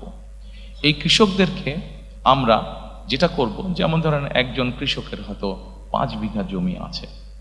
এখন ওই কৃষকটি কি কি চাষ করে, আমরা যখন এই কার্ডটা তাকে দেব, এই কার্ডটা দেওয়ার প্রক্রিয়া যখন আমরা শুরু করব, তখন কিন্তু সারা বাংলাদেশে এই মুহূর্তে যেই ডাটা আমাদের কাছে আছে, সরাসরি জমিতে চাষাবাস কাজ করেন 1.5 কোটির মতন কৃষক আছে। আমরা এই প্রত্যেকটা মানুষকে যাকে যাকে কার্ড দেব, প্রত্যেকটা মানুষকে কে কোথায় কার কতটুকু জমি আছে, কে কি চাষ করছে, পুরো জিনিসটাকে একটা আমরা ডাটা প্রসেসের মধ্যে, পুরো একটা সিস্টেমের মধ্যে আমরা নিয়ে আসবো। কাজে সাতক্ষীরায় কোন এলাকায় কোন কৃষক কি চাষ করছে, টেকনাফে কোন এলাকায় কোন কৃষক চাষ করছে, দিনাজপুরে কোন এলাকায় কোন কৃষক কি চাষ করছে, সব জিনিস আমাদের পুরো সিস্টেমের মধ্যে চলে আসবে। এবং আসার পরে যেটা হবে, আমরা তখন জানতে পারবো যে ঠিক আছে, ওখানে অমুক আলু চাষ করছে, ওখানে অমুক টমেটো চাষ করছে, ওখানে অমুক বাঁধাকপি চাষ করছে। আচ্ছা, বাঁধাকপির সাথে সে আর কি কি চাষ করছে, হয়তো ছোট কৃষক সে, তাকে আমরা এই ফ্যামিলি কার্ডটার মাধ্যমে তার যে কোনো একটা ফসলের সম্পূর্ণ সাপোর্টটা আমরা দেওয়ার চেষ্টা করব। সেটা হচ্ছে বীজ হতে পারে, কীটনাশক ওষুধ এবং সার, এই পরিমাণটা আমরা তাকে দেওয়ার চেষ্টা করব। আপনারা বলতে পারেন যে কেন দেওয়ার চেষ্টা করব? এই জন্য দেওয়ার চেষ্টা করব আমরা যে বিভিন্ন কারণে তাকে অনেক কষ্টের মধ্যে দিয়ে চালাতে হয়, কিন্তু আমরা যদি এই সাপোর্টটা তাকে অন্তত 5-7 বছর ধরে সাপোর্টটা দিতে পারি, তখন কিন্তু একটা সময় এসে কিন্তু সে একটা জায়গায় এসে দাঁড়াবে, কৃষকটা একটা জায়গায় এসে দাঁড়াবে। অর্থাৎ স্টেট থেকে যে সাপোর্টটা তাকে দেওয়া হবে, তার যেই রিসোর্সটা নিজের কাছ থেকে যেত, সেই রিসোর্সটা সে তখন সেভ করতে পারবে, সেই রিসোর্সটা দিয়ে সে অন্য কোনো কাজ করতে পারবে, যেহেতু স্টেট তাকে একটা সাপোর্ট তাকে দিচ্ছে। এবং we have reason to believe যে এক সময় গিয়ে এই কৃষকটা একজন সচ্ছল কৃষক হিসাবে দাঁড় করাতে পারবে নিজেকে। এবং সেই জন্যই আমরা এই কৃষক কার্ডটা দিতে চাচ্ছি। আপনাদের কাছে হয়তো প্রশ্ন থাকতে পারে যে আমরা কি শুধু যারা জমিতে চাষ করছে তাদেরকে এই কার্ডটা দেবো? নো, আমরা যারা জমিতে চাষাবাস করছেন শুধু তাদেরকেই আমরা এই কার্ডটা দিব না। আমরা এই কার্ডটা দিব মৎস্য চাষি আছে তাদেরকে আমরা দিব, আমরা এই কার্ডটা দিব খামারি আছে, হাঁস মুরগি পালন করছে, গরু পালন করছে, এরকম যারা বিভিন্ন প্রাণী সম্পদ খামারি আছেন, তাদেরকেও আমরা এই কার্ডটা পৌঁছে দিতে চাই, তাদেরকেও আমরা এই কার্ডটা পৌঁছে দিতে চাই। অর্থাৎ সরাসরি স্টেটের পক্ষ থেকে আমরা কার্ডটা পৌঁছে দিতে চাই। প্রিয় সহকর্মীবৃন্দ, এই কার্ডটার মাধ্যমে আমরা যাদেরকে এই কার্ডটা পৌঁছে দিব, একই সাথে কম বেশি এখন সস্তায় সবার কাছেই অ্যাপ থাকে, স্মার্টফোন থাকে। সেই স্মার্টফোনের মধ্যে আমরা তাদেরকে একটা অ্যাপ আমরা ডাউনলোড করে দিব। কি সেই অ্যাপটা? এই অ্যাপটা নিয়ে আমরা অলরেডি কাজ করেছি। বাংলাদেশি একজন সায়েন্টিস্ট, উনি অস্ট্রেলিয়াতে থাকেন, ওই ভদ্রলোক কাজ করছেন এইটা নিয়ে। এর মধ্যে প্রায় 350 প্রায় 500-র মতন কৃষক তার সাথে কানেক্টেডও আছে। আচ্ছা, এই কৃষকদের সুবিধাটা কি হচ্ছে? যেমন ধরেন বগুড়াতে কোনো একটি উপজেলায় একজন কৃষক আছে, সে আগামীকাল তার জমিতে সার ছিটাবে। এখন আগামীকাল বৃষ্টি হবে কি হবে না, সে একটা ডিলিমার মধ্যে আছে। সে যেটা করতে পারবে, তার কাছে যখন আমরা ওই অ্যাপটা দিয়ে দিব, সেই অ্যাপটা দিয়ে সে চেক করে নিতে পারবে যে কালকে বৃষ্টি হবে কি না। যদি বৃষ্টি হয় সে সারটা দিবে না, যদি বৃষ্টি না হয় তাহলে সে সারটা দিবে, তার ফলে তার সারটা ধুয়ে যাবে না। আমরা এই কার্ডের মাধ্যমে আমরা ওই সিস্টেমটাকে ইন্ট্রোডিউস করে আনতে চাচ্ছি। শুধু এটা নয়, আমরা তাকে স্মার্টফোনের মাধ্যমে আরেকটি অ্যাপও তাকে আমরা সহযোগিতা করবো। কি কি সেই অ্যাপটা? সেই অ্যাপটা হচ্ছে তার ফোনটা যদি সে তার ফসলের উপরে ধরে, তার ফসলের হেলথের কি অবস্থা, কোনো রোগ বালাই কোনো হয়েছে কিনা ফসলে, সেই জিনিসটাও সে তখন জানতে পারবে। যদিও কৃষকদের নিজেদের একটা অভিজ্ঞতা আছে, কিন্তু আমরা এই অ্যাপটাও ডেভেলপ করেছি, যেটা ধীরে ধীরে ধীরে ধীরে আমরা সারা দেশের সকল কৃষকের কাছে পৌঁছে দিব। কাজেই এই সুবিধাগুলো আছে। এর বাইরে বীমার সুবিধা আছে, এর বাইরে কার্ডটা থাকলে তার জন্য কৃষি লোনের সুবিধা আছে। এই সুবিধাগুলো থাকবে, নর্মাল যেগুলো আছে এই সুবিধাগুলো থাকবেই তাদের কাছে। সম্মানিত উপস্থিতিবৃন্দ, সামাজিক সুরক্ষার মধ্যে আমি ব্যক্তিগতভাবে, এখানে অনেকগুলো আছে আপনারা দেখতে পাচ্ছেন, কই গেল, আপনারা দেখতে পাচ্ছেন অনেকগুলো আছে, তবে এখানে একটি আমরা লাইন রেখেছি যেটি ব্যক্তিগতভাবে আমি যেটির প্রতি খুবই যত্নশীল, সেটি হচ্ছে পিতামাতার ভরণ পোষণ আইন নামে একটি আইন আছে। এই আইনটিকে আমরা যতটুকু সম্ভব কার্যকর করতে চাই। আমাদের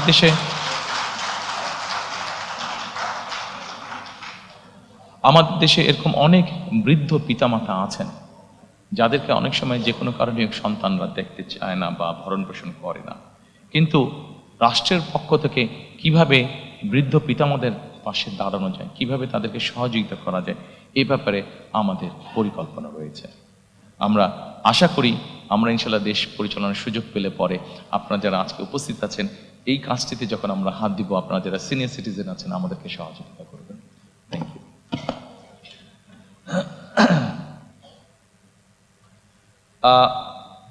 এরপরে আমি আপনাদেরকে অনুরোধ করব, এই বৈষম্যহীন আর্থ সামাজিক উন্নয়নের টেকসই রাষ্ট্রীয় সক্ষমতা অর্জনের এরপরে সেকেন্ড যেটি আছে আমাদের নারীর ক্ষমতায়ন।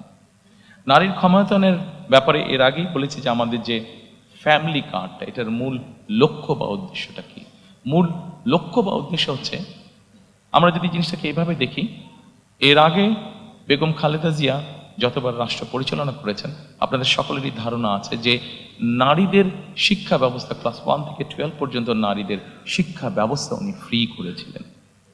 সম্মানিত উপস্থিতিবৃন্দ, আমাদের দেশে এখন যে কোনো স্কুল কলেজ যেখানেই যাই, আমরা যদি এনরোলমেন্ট দেখি, আমরা দেখবো যে ছেলে মেয়ে সমান সমান, ক্ষেত্র বিশেষে মেয়েদের সংখ্যা বেশি বিভিন্ন স্কুল কলেজ সবকিছুতে। এখন শুধু শিক্ষা দিলে তো হবে না, আমি যেটা আগেই বলেছি, শিক্ষার পাশাপাশি আমাদেরকে অর্থনৈতিকভাবে, সামাজিকভাবে এই নারীদেরকে আমাদেরকে প্রতিষ্ঠিত করতে হবে। এই নারীদেরকে সামাজিক এবং অর্থনৈতিকভাবে প্রতিষ্ঠিত করে, শুধু শিক্ষা আছে, শিক্ষার সাথে সাথে যদি আমরা তাদেরকে অর্থনৈতিকভাবে প্রতিষ্ঠিত করতে পারি, সামাজিকভাবে প্রতিষ্ঠিত করতে পারি, আমরা একটি শক্তিশালী সমাজ গঠন করতে পারবো, যেই সমাজে মানুষ যুক্তি তর্ক দিয়ে চলবে, যেই সমাজে আমরা মনে করি, আমরা আশা করি, যেখানে খুব সুন্দরভাবে আমরা শান্তি স্থাপনের কাজ করতে পারবো। এবং সেজন্যই আমরা ফ্যামিলি কার্ডটি আমরা প্রবর্তন করতে চাই, যেই ফ্যামিলি কার্ডের মাধ্যমে আমরা নারীদেরকে পর্যায়ক্রমিকভাবে ধীরে ধীরে আমরা তাদেরকে অর্থনৈতিকভাবে এবং সামাজিকভাবে তাদেরকে এম্পাওয়ার্ড করতে চাই। আমরা সম্মানিত উপস্থিতিবৃন্দ,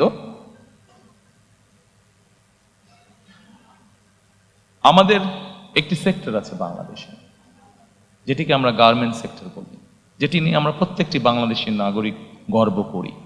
আমরা যখন বিদেশে যাই, যারা বিদেশে থাকি বা বিদেশে যাই, আমরা যখন জামা কাপড় কিনি, যখন লেবেলটা দেখি মেড ইন বাংলাদেশ, মুখের মধ্যে সুন্দর একটা হাসি আমাদের ফুটে ওঠে, ভালো লাগে মনের মধ্যে যে এই জামাটা মেড ইন বাংলাদেশ। যখন কোনো ব্র্যান্ডেড শপে আমরা দেখি মেড ইন বাংলাদেশ কাপড়টা, এই গার্মেন্ট শিল্পে বহু নারী কাজ করেন। বলা যায় টোটাল গার্মেন্ট শিল্পে যত মানুষ কাজ করে, যত শ্রমিক কাজ করে, তার 70% বা তার কিছু বেশি নারী শ্রমিক আমাদের। এখন সম্মানিত উপস্থিতিবৃন্দ, শুধু একটি সেক্টরেই কেন আমরা নারী রাখবো? আমাদের নারীরা তো কৃষিতেও কাজ করেন, আমাদের নারীরা তো অন্যান্য অনেক সেক্টরে কাজ করেন। আমাদের একটি লক্ষ্য এবং একটি পরিকল্পনা হচ্ছে যে বাংলাদেশে আমরা গার্মেন্টসের বাইরে আরো নতুন নতুন কতগুলো সেক্টরকে আমরা নিয়ে আসতে চাই, যেখানে নারীদের আরো বেশি সংখ্যক কর্মসংস্থানের সুযোগ হবে। সেটি গার্মেন্টসের মতন অনেক সেক্টর আছে যেগুলোকে আমরা ইজিলি আনতে পারি। সেটি টয় সেক্টর হতে পারে, সেটি লেদার সেক্টর হতে পারে যেখানে নারীরা কাজ করতে পারবেন, সেটি এরকম আরও অনেক সেক্টর আছে যেখানে নারীরা কাজ করতে পারেন। অর্থাৎ আমাদের লক্ষ্য এবং উদ্দেশ্য আছে মোর নাম্বার অফ দেশের যে নারী জনগোষ্ঠী আছে তারা কর্মসংস্থানের ব্যবস্থায় এরকম সেক্টরকে আমাদের ইনভাইট করে দেশের মধ্যে নিয়ে আসা। প্রিয় সহকর্মীবৃন্দ, আমরা বিশ্বাস করি উপস্থিতিবৃন্দ, সম্মানিত উপস্থিতিবৃন্দ, আমরা বিশ্বাস করি যে একজন নারীকে যখন আমরা কর্মসংস্থানের ব্যবস্থা করে দেব, স্বাভাবিকভাবেই প্রকৃতিগত কারণ হিসাবেই তাদেরকে আমাদের আরও কিছু ব্যাপারে সহযোগিতা করা উচিত। তাদের কর্মঘণ্টা কমানো বা বিভিন্নভাবে ডিস্ট্রিবিউট না করে বরঞ্চ আমরা যদি প্রাকৃতিকগতভাবে বিষয়টি বিবেচনা করি, একজন নারীকে তার সন্তানকে অনেক সময় দেখভাল করতে হয়, হয়তো ঘরে হয়তো তার সন্তানকে দেখভাল করার মতন সেই সাপোর্টটা তার নেই, তার কর্মসংস্থানে যাতে তাকে সেই সাপোর্টটা দেওয়া যায় সেই জন্য আমরা কর্মস্থলে ডে কেয়ার এবং বেস্ট ফিডিং কর্নার আমরা কম্পালসারি করতে চাই। অর্থাৎ একজন নারী যখন তার সন্তানকে নিয়ে কর্মস্থলে আসবেন, উনি যেই 8 ঘন্টা বা 10 ঘন্টা বা যতক্ষণই উনি কাজ করেন অতটুকু সময় যাতে উনি নিশ্চিন্ত মনে কাজ করতে পারেন সেই ব্যবস্থাটা আমরা ইনশিওর করতে চাই।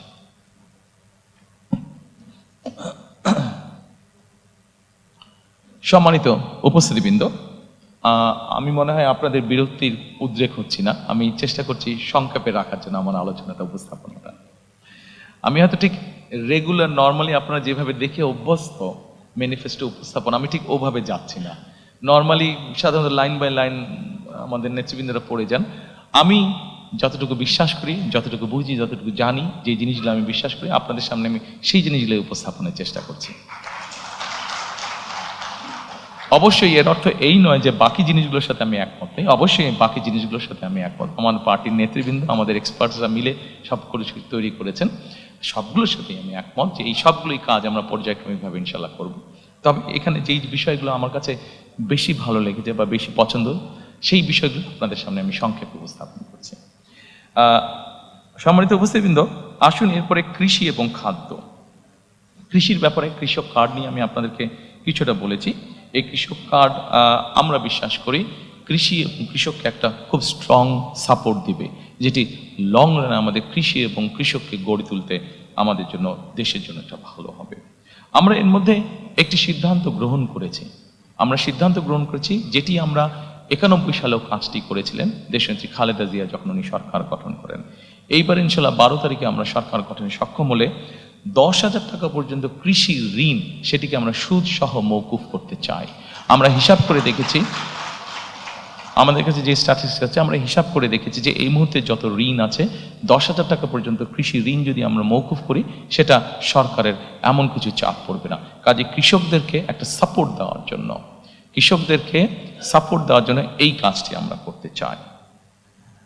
সম্মানিত উপস্থিতিবৃন্দ, আমরা একটি কাজ শুরু করতে চাই। এই কাজটি পরিবেশের সাথে সম্পর্কিত, এই কাজটি কৃষির সাথে সম্পর্কিত, এই কাজটি প্রকৃতির অনেক কিছুর সাথে সম্পর্কিত। সেটা হচ্ছে খাল খনন কর্মসূচি আমরা শুরু করতে চাই।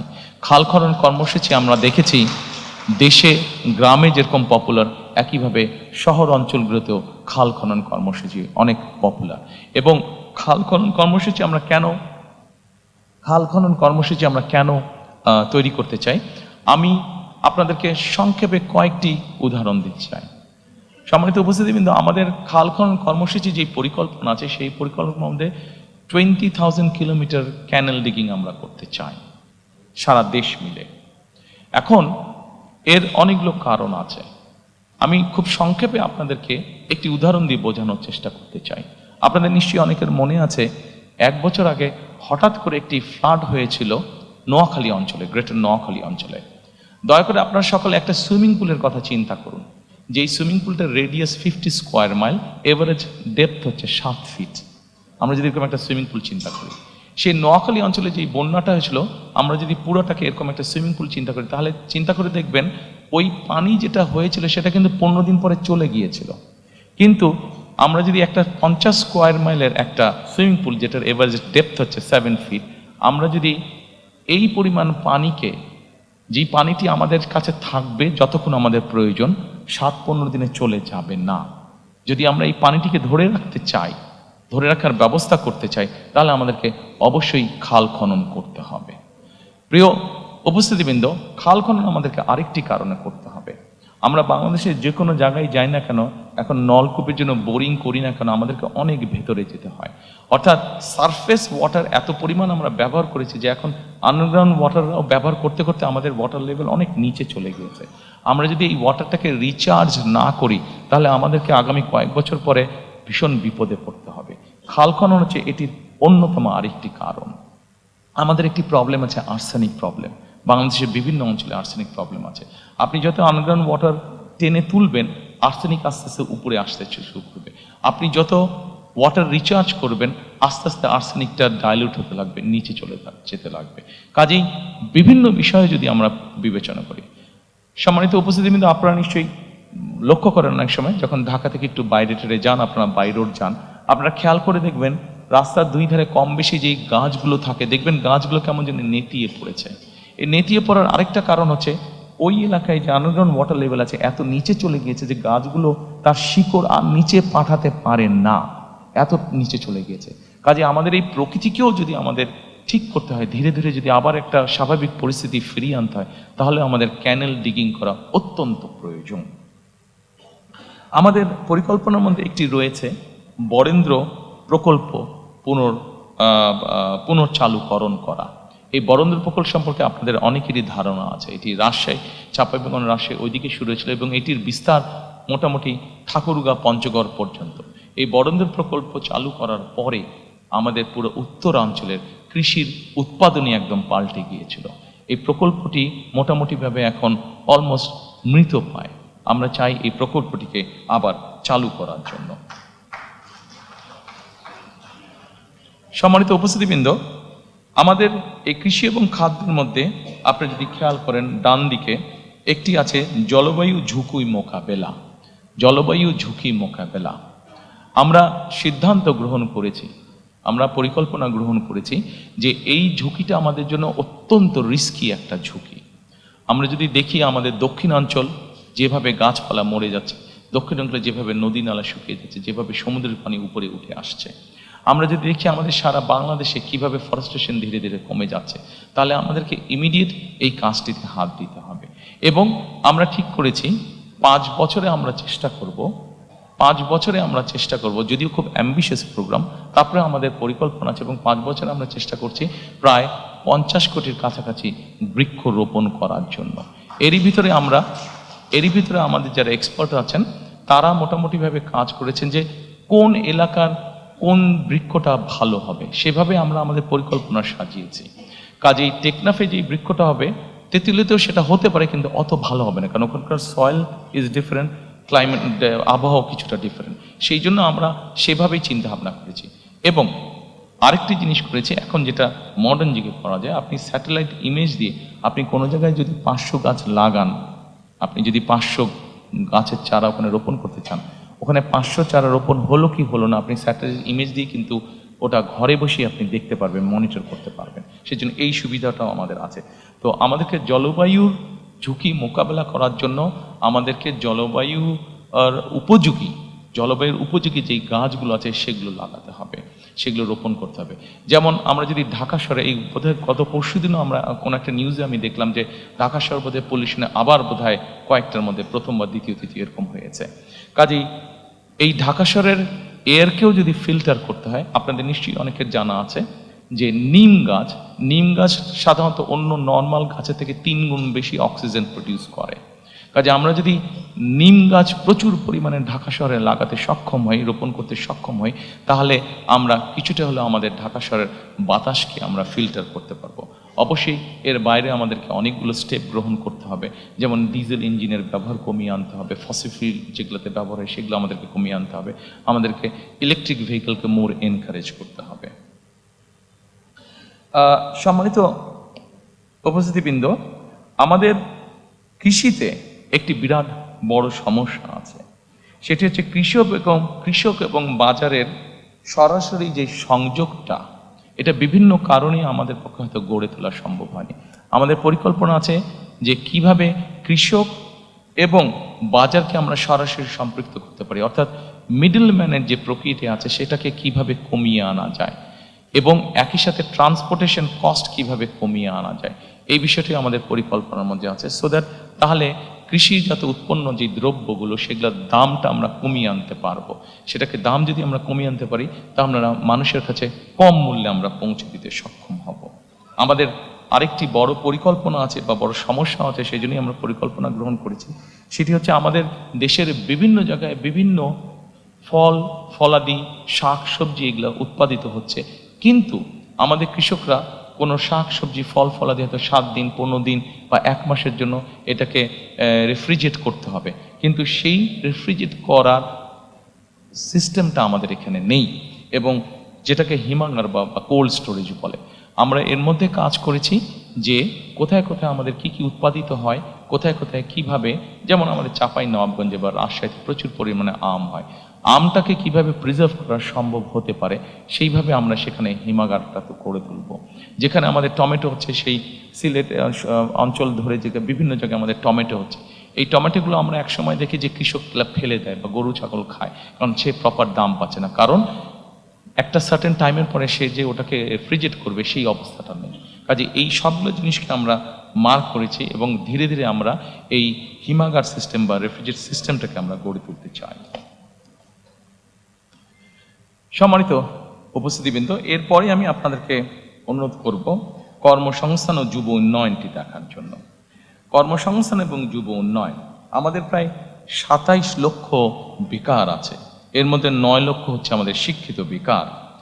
প্রতি বছর বেকারের সংখ্যা বাড়ছে বই কমছে না। আমরা যদি আমাদের ডেমোগ্রাফি দেখি, পপুলেশন ডেমোগ্রাফিটা দেখি যে 15-20 বছর থেকে আমাদের 60-62 বছর পর্যন্ত, তাহলে এটির সুবিধা আমরা পাবো 2040 সাল পর্যন্ত। অর্থাৎ আমাদের যারা এখন ইয়াং জেনারেশন আছে, এদেরকে যদি আমরা আগামী 40 সালের ভিতরে কর্মসংস্থানের ব্যবস্থা করতে না পারি, তাহলে আমরা আমাদের অর্থনৈতিক যে গতি আছে এটিকে আমরা তৈরি করতে পারবো না। অর্থনৈতিক যে সমৃদ্ধি আছে সেই সমৃদ্ধিটাকে আমরা কাজে লাগাতে পারবো না। সেজন্য আমাদেরকে যে কোনোভাবেই হোক আমাদেরকে সিদ্ধান্ত বা পরিকল্পনা গ্রহণ করতে হবে কিভাবে আমরা এত বিপুল সংখ্যক, অর্থাৎ 15-20 বছর থেকে 60-62 বছর পর্যন্ত, যে অর্থাৎ 2040 সালের মধ্যে আমরা আমাদের যুব বলতে যেই শ্রেণীটা আছে, তরুণ বলতে যেই শ্রেণীটা আছে, তাদের কর্মসংস্থানের ব্যবস্থা করতে পারি। আমরা এখানে অনেকগুলো বিষয় চিন্তা করেছি, তার মধ্যে 2-3টি বিষয় আমি আপনাদের সাথে আলোচনা করব। যেমন বিদেশি ভাষা, আমাদের দেশ থেকে প্রচুর মানুষ বাইরে যায়। আমরা যদি এই মানুষগুলোকে যারা বাইরে যায় এদেরকে যদি আমরা ল্যাঙ্গুয়েজ কোর্স দিতে পারি, তাহলে এটি কিন্তু তার জন্য একটা বেনিফিট হবে, এবং ল্যাঙ্গুয়েজ কোর্সের কারণেই কিন্তু সে অনেক জায়গায়, দেশের বাইরে অনেক জায়গায় অনেক ইজিলি সে তার কর্মসংস্থানের ব্যবস্থা করতে পারবে। একই সাথে আমরা তাদের দক্ষতা অর্জনের জন্য দেশের বিভিন্ন জায়গায় এরিয়া বেসিসে আমরা বিভিন্ন ট্রেনিং ইনস্টিটিউট আমরা তৈরি করতে চাই, বিভিন্ন ট্রেনিং ইনস্টিটিউট তৈরি করতে চাই। আমাদের এর ভিতরে আমরা যেটা কাজ করেছি সেটা হচ্ছে যে আমরা বিভিন্নভাবে চেক করেছি যে আগামী 10 বছর পর্যন্ত পৃথিবীর কোন কোন দেশে কি কি ধরনের মানুষ যেতে পারে, কি কি ধরনের মানুষ যাওয়ার কাজের স্কোপ আছে, সেটির ভিত্তিতে আমরা আমাদের ট্রেনিং ইনস্টিটিউটগুলোকে ঢেলে সাজানোর পরিকল্পনা করেছি। এর বাইরে আমাদের যেটা লক্ষ্য আছে সেটা এসএমই ঋণ প্রদান, অর্থাৎ এসএমই ছোট বা মিডিয়াম যে ইন্ডাস্ট্রিগুলো হবে সেখানে সহজ শর্তে ঋণ প্রদান করতে চাইছি। আমরা যারা অনলাইনে শপিং করে, অ্যামাজন এবং আলিবাবা এই ধরনের প্রতিষ্ঠানের সাথে আপনাদের অনেকেরই পরিচয় আছে। এইখানে যেই দ্রব্যগুলো পাওয়া যায়, প্রোডাক্টগুলো পাওয়া যায়, এগুলো যে খুব রকেট সায়েন্স টাইপের প্রোডাক্ট তা না, এগুলা বরং এই প্রোডাক্টগুলো খুব সহজেই কিন্তু তৈরি করা সম্ভব হয়। আমরা যেটা করতে চাইছি, আমরা আমাদের এসএমই এন্টারপ্রেনার যারা থাকবে তাদেরকে আমরা এনকারেজ করতে চাইছি যে তারা এই ধরনের ছোট ছোট ছোট ছোট সেট আপগুলো তারা করুক, এবং আমরা সরকার থেকে তাদেরকে বিভিন্ন রকম সহযোগিতা করবো। অ্যাট দ্য সেম টাইম আমরা অ্যামাজন এবং আলিবাবা এই ধরনের প্রতিষ্ঠানের সাথে প্রাইমারি কথা বলেছি যে তারা তাদের প্রকিউরমেন্টটা বাংলাদেশ থেকে করুক। যখন তারা বাংলাদেশ থেকে তাদের প্রকিউরমেন্টটা করা শুরু করবে, খুব স্বাভাবিকভাবেই আমাদের এই মিল ফ্যাক্টরিগুলো চলবে, এবং এই মিল ফ্যাক্টরিগুলো চলা মানে কর্মসংস্থানের ব্যবস্থা। সম্মানিত উপস্থিতিবৃন্দ, আমাদের আগামী দিনের লক্ষ্য হচ্ছে আমরা যেই পরিকল্পনায় গ্রহণ করি না কেন, প্রত্যেকটি পরিকল্পনা অন্যতম প্রাইমারি লক্ষ্য হচ্ছে আমাদের কর্মসংস্থান তৈরি করা, যত বেশি সংখ্যক কর্মসংস্থান তৈরি করা। আর এর বাইরে আমাদের পরিকল্পনা আছে আন্তর্জাতিক, আমাদের ইয়াং জেনারেশনের অনেকেই অনলাইনে বা আইটিতে কাজ করে থাকে, কিন্তু তাদের পেমেন্টের ক্ষেত্রে বিভিন্ন রকম পেমেন্ট সেটার ক্ষেত্রে বিভিন্ন রকম সমস্যা হয়ে থাকে।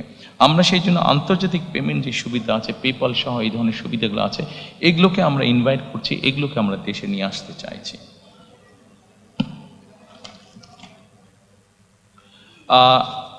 সম্মানিত উপস্থিতিবৃন্দ, এরপরে আমি শিক্ষা, মানব সম্পদ এবং স্বাস্থ্য সেবা এটির প্রতি আপনাদেরকে নজর দিতে বলবো। আমাদের শিক্ষা খাতে জিডিপির 5% আমরা বরাদ্দ করতে চাইছি, অবশ্যই একবারে না, সেটা পর্যায়ক্রমিকভাবে করতে চাইছি। আমরা ফ্রি ওয়াইফাই বিভিন্ন ইম্পর্টেন্ট জায়গাগুলোতে ফ্রি ওয়াইফাই আমরা ইন্ট্রোডিউস করতে চাই। আপনারা বলতে পারেন যে ফ্রি ওয়াইফাই এত সহজ নাকি দেওয়া?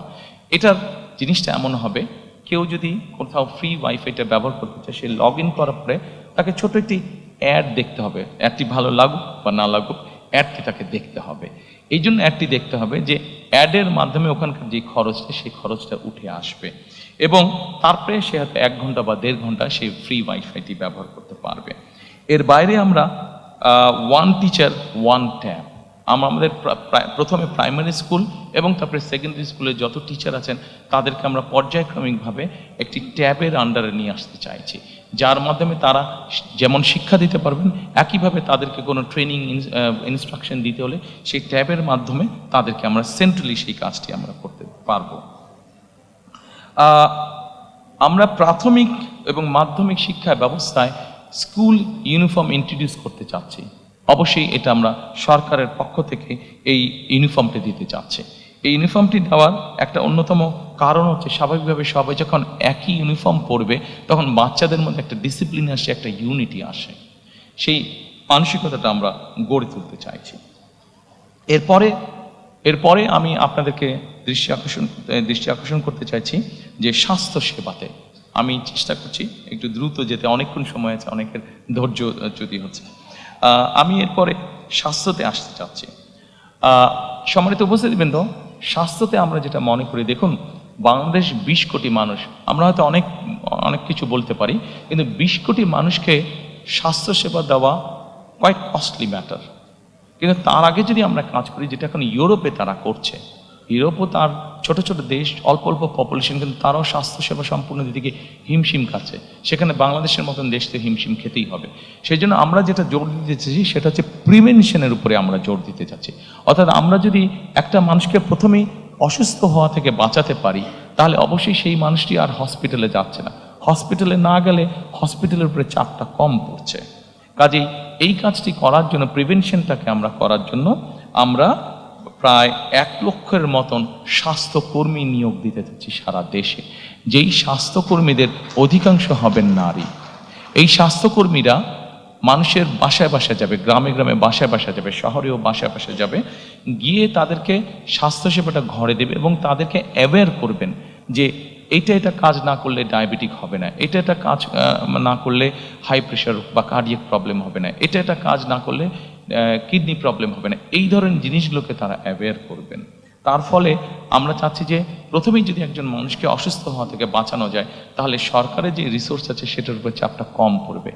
যেই রিসোর্স আছে সেটা দিয়ে যারা সত্যিকারভাবে অসুস্থ হবেন তাদেরকে কিছুটা হলেও বেটার ট্রিটমেন্ট দেওয়া যায়। আমরা প্রাইভেট পার্টনারশিপ একটি বিষয় চিন্তা করছি।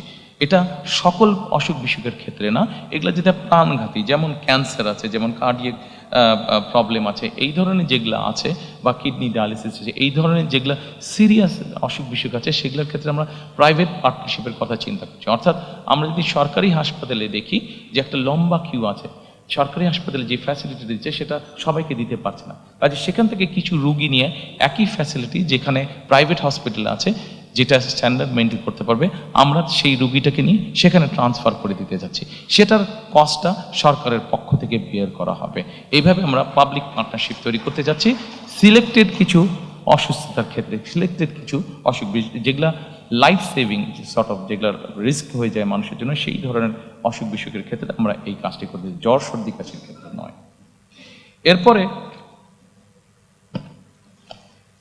এরপরে আমি আপনাদেরকে অনুরোধ করব প্রতিরক্ষা পররাষ্ট্রনীতিতে। সম্মানিত উপস্থিতিবৃন্দ, অবশ্যই সশস্ত্র বাহিনীকে আমরা সকল বিতর্ক এবং রাজনীতিকরণের বাইরে রাখতে চাই। আমরা যদি সত্যিকারভাবে আমাদের একটি শক্তিশালী সশস্ত্র বাহিনী গড়ে তুলতে চাই, তাহলে অবশ্যই আমাদেরকে পেশাদারিত্ব বা প্রফেশনালিজমের উপরে জোর দিতে হবে এবং অবশ্যই তাদেরকে সকল রাজনীতিকরণের বাইরে আমাদেরকে রাখতে হবে। অবসরপ্রাপ্ত সেনা সদস্যদের ক্ষেত্রে আমরা ওয়ান র্যাঙ্ক ওয়ান পেনশন পলিসিটা চালু করতে চাইছি।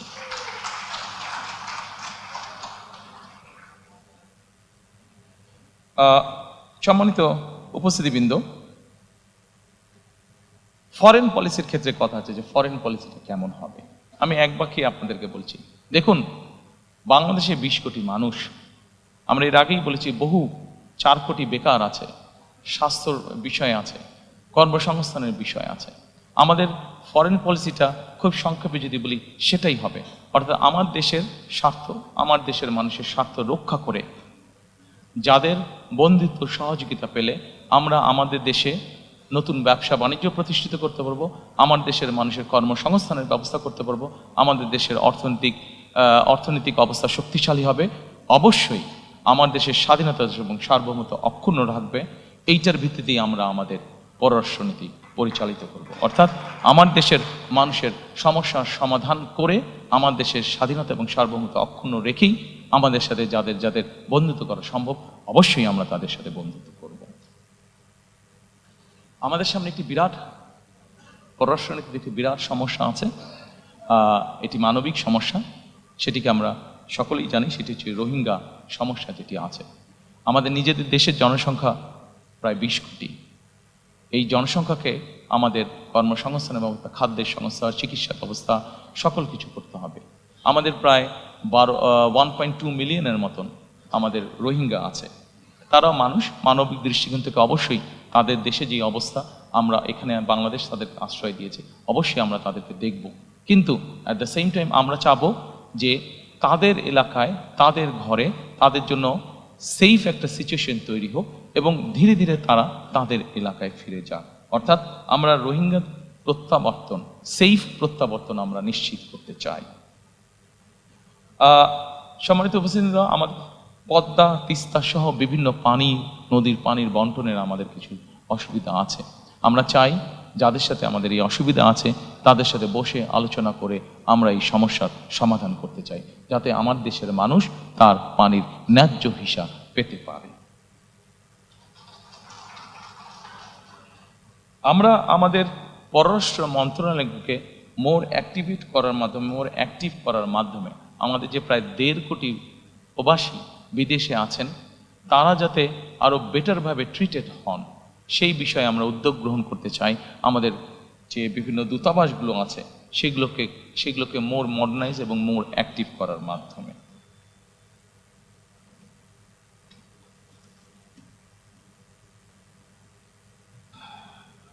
সম্মানিত উপস্থিতিবৃন্দ, এরপরে একটি অত্যন্ত গুরুত্বপূর্ণ বিষয় আছে, সেটির প্রতি আপনাদেরকে আমি অনুরোধ করব নজর দেওয়ার জন্য।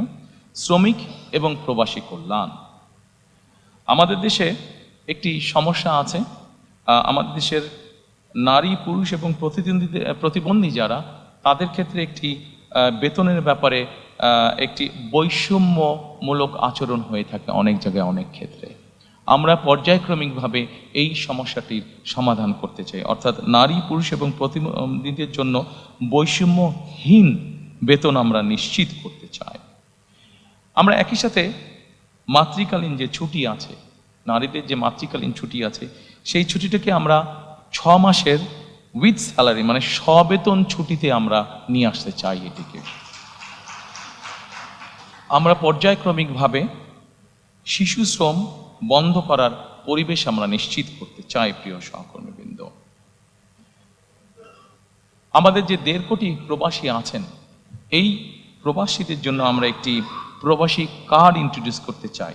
এই কার্ডটি তাকে ব্যাংকিং ফ্যাসিলিটি দিবে এবং এই কার্ডটির মধ্যে তার সব রকম ডিটেলস থাকবে। যখন উনি ফিরে আসবেন এই কার্ডটির মাধ্যমে উনি কি কি কাজ করছেন সেটার উপরে ভিত্তি করে যাতে তাকে আমরা একটা দেশে সুন্দর পরিবেশের নিশ্চয়তা দিতে পারি, এটিকে আমরা নাম দিয়েছি, যেটি আমরা প্রবর্তন করতে চাই, এটিকে আমরা নাম দিয়েছি প্রবাসী কার্ড।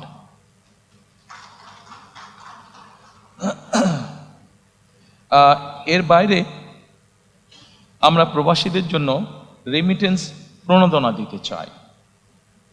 বৈধ উপায়ে, রাষ্ট্রের যে উপায় আছে সেই উপায় যখন ওনারা টাকা পাঠাবেন সেইটার উপরে আমরা তাদেরকে একটি প্রণোদনা দিতে চাই। একটি সার্টেন অ্যামাউন্টের বেশি হলে অবশ্যই তাদেরকে আমরা সেই প্রণোদনাটা দিতে চাই, যাতে করে তারা দেশে যখন ফিরে আসবেন সেই প্রণোদনার পয়সাটা দিয়েও যাতে তারা তাদের কোনো একটি কাজে ব্যবহার করতে পারে। সম্মানিত উপস্থিতিবৃন্দ, এরপরে আমি আপনাদেরকে আমাদের এইটার বৈষম্যহীন আর্থসামাজিক উন্নয়নের টেকসই রাষ্ট্রীয় সক্ষমতার লাস্ট যেই আমাদের প্যারাটা আছে সেখানে আমি আপনাদের দৃষ্টি আকর্ষণ করছি। এখানে আছে আমাদের সবুজ বিপ্লব। এই সবুজ বিপ্লবের মধ্যে আমি আগেই বলেছি 5 বছরে আমরা 25 কোটি বৃক্ষ করতে চাই, বৃক্ষরোপণ আমরা করতে চাই।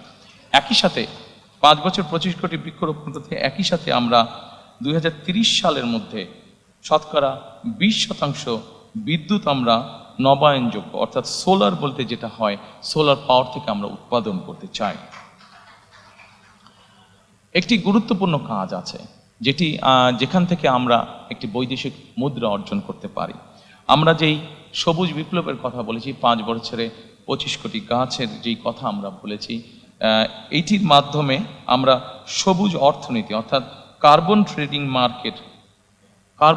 মার্কেট আমরা গঠন করতে চাই। এবং এই কার্বন ট্রেডিং মার্কেট গঠনের মাধ্যমে আমরা হিসেব করে দেখেছি যে আমরা মোটামুটি $1 বিলিয়ন আমরা সেখান থেকে ইনকাম করতে পারবো, যেটি এখন খুবই সামান্য আছে, এবার 2.5 মিলিয়নের মতন আছে, সেটিকে আমরা 1 বিলিয়নে নিয়ে যেতে পারবো। আমরা যদি আমাদের এই বৃক্ষরোপণ সবুজ বনায়ন এই কার্যগুলো যদি আমরা মোটামুটি প্ল্যান অনুযায়ী সম্পাদন করতে পারি তাহলে এই $1 বিলিয়ন আমাদের জন্য ইনকাম করা খুব কঠিন কিছু হবে না। সম্মানিত উপস্থিতিবৃন্দ, 3R reduce, recycle and reuse. আমরা প্লাস্টিক এবং এই জাতীয় জিনিসের ক্ষেত্রে এই 3R এর উপরে আমরা গুরুত্ব আরোপ করতে চাই। আমাদের পরিবেশকে যদি আমাদের রক্ষা করতে হয়, আমাদের পরিবেশকে যদি আমাদের বসবাস উপযোগী করে রাখতে হয়, তাহলে এই 3Rকে আমরা যে কোনোভাবে বাস্তবায়ন করতে চাই। আমি শিওর এই ঘরে যারা উপস্থিত আছেন সবাই আমাদেরকে এই ব্যাপারে সহযোগিতা করবেন। এরপরে আমি আপনাদেরকে নিয়ে যেতে চাই আমাদের 3rd চ্যাপ্টারে, সেটা হচ্ছে ভঙ্গুর অর্থনীতির পুনর্গঠন ও পুনরুদ্ধার। আমরা অনেক কিছু প্ল্যান করলে আমাদের ইকোনমি যদি ঠিক না থাকে আমরা কোনো কিছুই বাস্তবায়ন করতে সক্ষম হব না। সম্মানিত উপস্থিতিবৃন্দ, আমরা এই ভঙ্গুর অর্থনীতি পুনর্গঠন ও পুনরুদ্ধারে আমরা কয়েকটি সেক্টর করেছি। অর্থনীতির গণতন্ত্রায়ন, বিনিয়োগ ও আর্থিক প্রতিষ্ঠান সংস্কার, শিল্প খাত ও সৃজনশীল অর্থনীতির উন্নয়ন, সেবা খাত, বিদ্যুৎ জ্বালানি, পরিবহন খাত, আইসিটি, রাজস্ব আয় ও ব্যয় ব্যবস্থাপনা। আমরা অর্থনৈতিক গণতন্ত্রায়ন, প্রথমেই যেটা বলেছি অর্থনৈতিক গণতন্ত্রায়ন অথবা অর্থনৈতিক অলিগার্ক যে কাঠামো ছিল সেটিকে আমরা ভাঙতে চাই।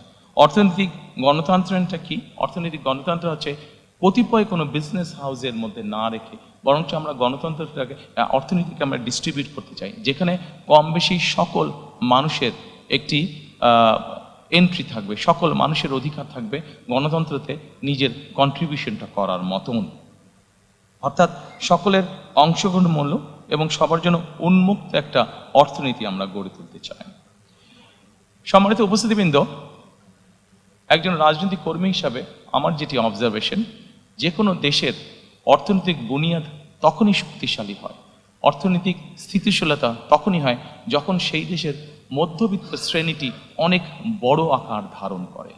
আমাদের পরিকল্পনা হচ্ছে অর্থনীতির ক্ষেত্রে আমরা বাংলাদেশের মধ্যবিত্ত শ্রেণী বলতে যেটি কয়েক বছর আগেও প্রায় ধ্বংসপ্রাপ্ত ছিল, সেই মধ্যবিত্ত শ্রেণীটিকে আমরা অর্থনৈতিকভাবে ধীরে ধীরে ধীরে ধীরে শক্তিশালী করে গড়তে তুলতে চাই। আমি আগেই বলেছি, আমাদের অর্থনৈতিক বা যে কোনো পরিকল্পনার মূল অন্যতম লক্ষ্য হচ্ছে কর্মসংস্থান তৈরি করা। যত বেশি সংখ্যক কর্মসংস্থান, যে কোনো বিনিয়োগ বলেন, যে কোনো অর্থনৈতিক কার্যক্রম বলেন, প্রত্যেকটিতে আমাদের লক্ষ্য থাকবে কর্মসংস্থানের তৈরি করা, যত বেশি সংখ্যক কর্মসংস্থান। কারণ আমরা মনে করি যত বেশি সংখ্যক কর্মসংস্থান আমরা তৈরি করতে সক্ষম হব, তত বেশি অর্থনীতি বা ইকোনমি তত বেশি সচল হবে আমাদের। এবং সেই জন্যই আমরা বলেছি যে আমরা 2034 সালের মধ্যে আমরা বাংলাদেশের অর্থনীতিকে $1 ট্রিলিয়ন অর্থনীতিতে নিয়ে যেতে চাই। সম্মানিত উপস্থিতিবৃন্দ, এরপরে আমি আপনাদের দৃষ্টি আকর্ষণ করতে চাই, অনেকগুলো বিষয় আছে এখানে, অনেক লম্বা বিষয়, আমি সংক্ষেপ থাকার চেষ্টা করব। বিনিয়োগ এবং প্রাতিষ্ঠানিক সংস্কার। বিনিয়োগ এবং প্রাতিষ্ঠানিক সংস্কারে এফডিআই ক্যাপ্টেন আমরা নিয়োগ করতে চাই। অর্থাৎ ফরেন ইনভেস্টমেন্ট যারা আসবে, এই ফরেন ইনভেস্টমেন্ট যারা আসবে তাদেরকে বিভিন্ন সময় বিভিন্ন বিড়ম্বনা ভোগ করতে হয়। আমরা যেটা করতে চাই সেটা হচ্ছে আমরা একজন ক্যাপ্টেনকে নিয়োগ করতে চাই, যার দায়িত্ব হবে যে বিদেশি বিনিয়োগটা আসবে তার যাবতীয় যত কাগজপত্র, যত কিছু ফর্মালিটিস আছে, সেই ক্যাপ্টেন তার হয়ে সকল কাজগুলো সম্পন্ন করবে। তারা সকল কাজগুলো সম্পন্ন করবে যাতে সেই বিদেশি বিনিয়োগকারী হতাশ হয়ে ফিরে যেতে না হয় তাদেরকে। আমরা একটি পলিসি গ্রহণ করতে চাই অর্থনীতির ক্ষেত্রে। সম্মানিত উপস্থিতি, আপনাদের সকলেরই ধারণা আছে বিনিয়োগ বা অর্থনীতি এমন একটি বিষয়, আমরা যদি এটি ব্যাপারে যে কোনো পলিসি নিয়ে এবং হুট করে যদি 7 দিন পর পর পলিসি চেঞ্জ করতে চাই, তাহলে অর্থনীতি কোনোভাবেই শুভ ফল দেখতে পাবে না। এবং সেই জন্যই আমরা সিদ্ধান্ত গ্রহণ করেছি যে অর্থনীতির ক্ষেত্রে আমরা কোনো আকস্মিক কোনো পলিসি পরিবর্তন করতে চাই না। আমরা চিন্তা ভাবনা করে পলিসি গ্রহণ করব, এবং আমরা চিন্তা ভাবনা করে যেই পলিসি গ্রহণ করব সেটিতে আমরা স্টিক করতে চাই। হুট করে আমরা কোনো পলিসির পরিবর্তন করতে চাই না, যা আমরা অতীতে দেখেছি, যাতে করে আমাদের বিনিয়োগ, আমাদের ব্যবসায়ীরা ক্ষতিগ্রস্ত না হন। আমরা লাইসেন্সিং প্রক্রিয়াকে সহজকরণ করে ফেলতে চাই। লাইসেন্সিং প্রক্রিয়া সহজকরণ করলে আমাদের ব্যবসায়ীরা উৎসাহিত হবেন, বিদেশি বিনিয়োগকারীরা উৎসাহিত হবেন। অনেক সময় আমরা দেখেছি লাইসেন্সিং প্রক্রিয়া বর্তমানে অনেক কঠিন, জটিল থাকার কারণে অনেক বিনিয়োগকারী, সেটি দেশি হোক বিদেশি হোক, তারা হতাশ হয়ে অনেক ক্ষেত্রেই ফিরে যান। সেটিকে আমরা ইজি করে আনতে চাই। সম্মানিত উপস্থিতিবৃন্দ, এই মুহূর্তে যদি আমরা চিন্তা করি আমাদের সবচেয়ে বড় রেমিটেন্সের উপায় কোনটা? আমাদের সবচেয়ে বড় রেমিটেন্সের উপায় হচ্ছে গার্মেন্টস। কিন্তু একটি জাতি বা একটি দেশ যুগের পর যুগ একটি সেক্টরের উপরে কোনোভাবেই ডিপেন্ডেন্ট থাকতে পারে না। এবং সেই জন্যই আমরা মনে করি যে আমাদেরকে আরও সেক্টর বের করতে হবে, এবং যেই সেক্টরগুলো রপ্তানিমূলক সেক্টর হিসেবে বিবেচিত হবে। আমরা ফার্মাসিউটিক্যালের কথা চিন্তা করতে পারি, আমরা লেদার শিল্পের কথা আমরা চিন্তা করতে পারি, আমরা আইটির কথা আমরা চিন্তা করতে পারি, আমরা টয় ইন্ডাস্ট্রির কথা চিন্তা করতে পারি, আমরা ইলেকট্রনিক ইন্ডাস্ট্রির কথা চিন্তা করতে পারি। এরকম অনেকগুলো রপ্তানিমুখী শিল্প আমরা চিন্তা করতে পারি। এবং এই রপ্তানিমুখী শিল্প, আমরা কতগুলো শিল্পকে আমরা প্রায়োরিটাইজ করে নেব যে আগামী 5 বছর বা 10 বছর এই সেক্টরগুলোকে আমরা প্রায়োরিটাইজ করে নিব, এবং যেই সেক্টরগুলোকে আমরা প্রায়োরিটাইজ করব সেগুলোকে আমরা প্রণোদনা দিতে চাই, ইনসেন্টিভ দিতে চাই। এটা এমনও হতে পারে তাদেরকে আমরা বন্ডের ফ্যাসিলিটি দিব, বন্ডের ভ্যারাস ফ্যাসিলিটি দিব, বা যেই সকল প্রণোদনা দিলে সেই সেক্টরগুলো আস্তে আস্তে গ্রো করবে, সেই জিনিসগুলো আমরা তাদেরকে করে দিতে চাই। সম্মানিত উপস্থিতিবৃন্দ, অর্থনীতিকে তার নিজের গতিতে চলতে দিতে হবে। সবকিছু যেরকম চলার একটি ধর্ম আছে, অর্থনীতিকেও নিজের গতিতে চলতে দিতে হবে। আমরা বিগত দিনে দেখেছি যে ব্যাংকিং খাতে রাজনৈতিক হস্তক্ষেপ হয়েছে।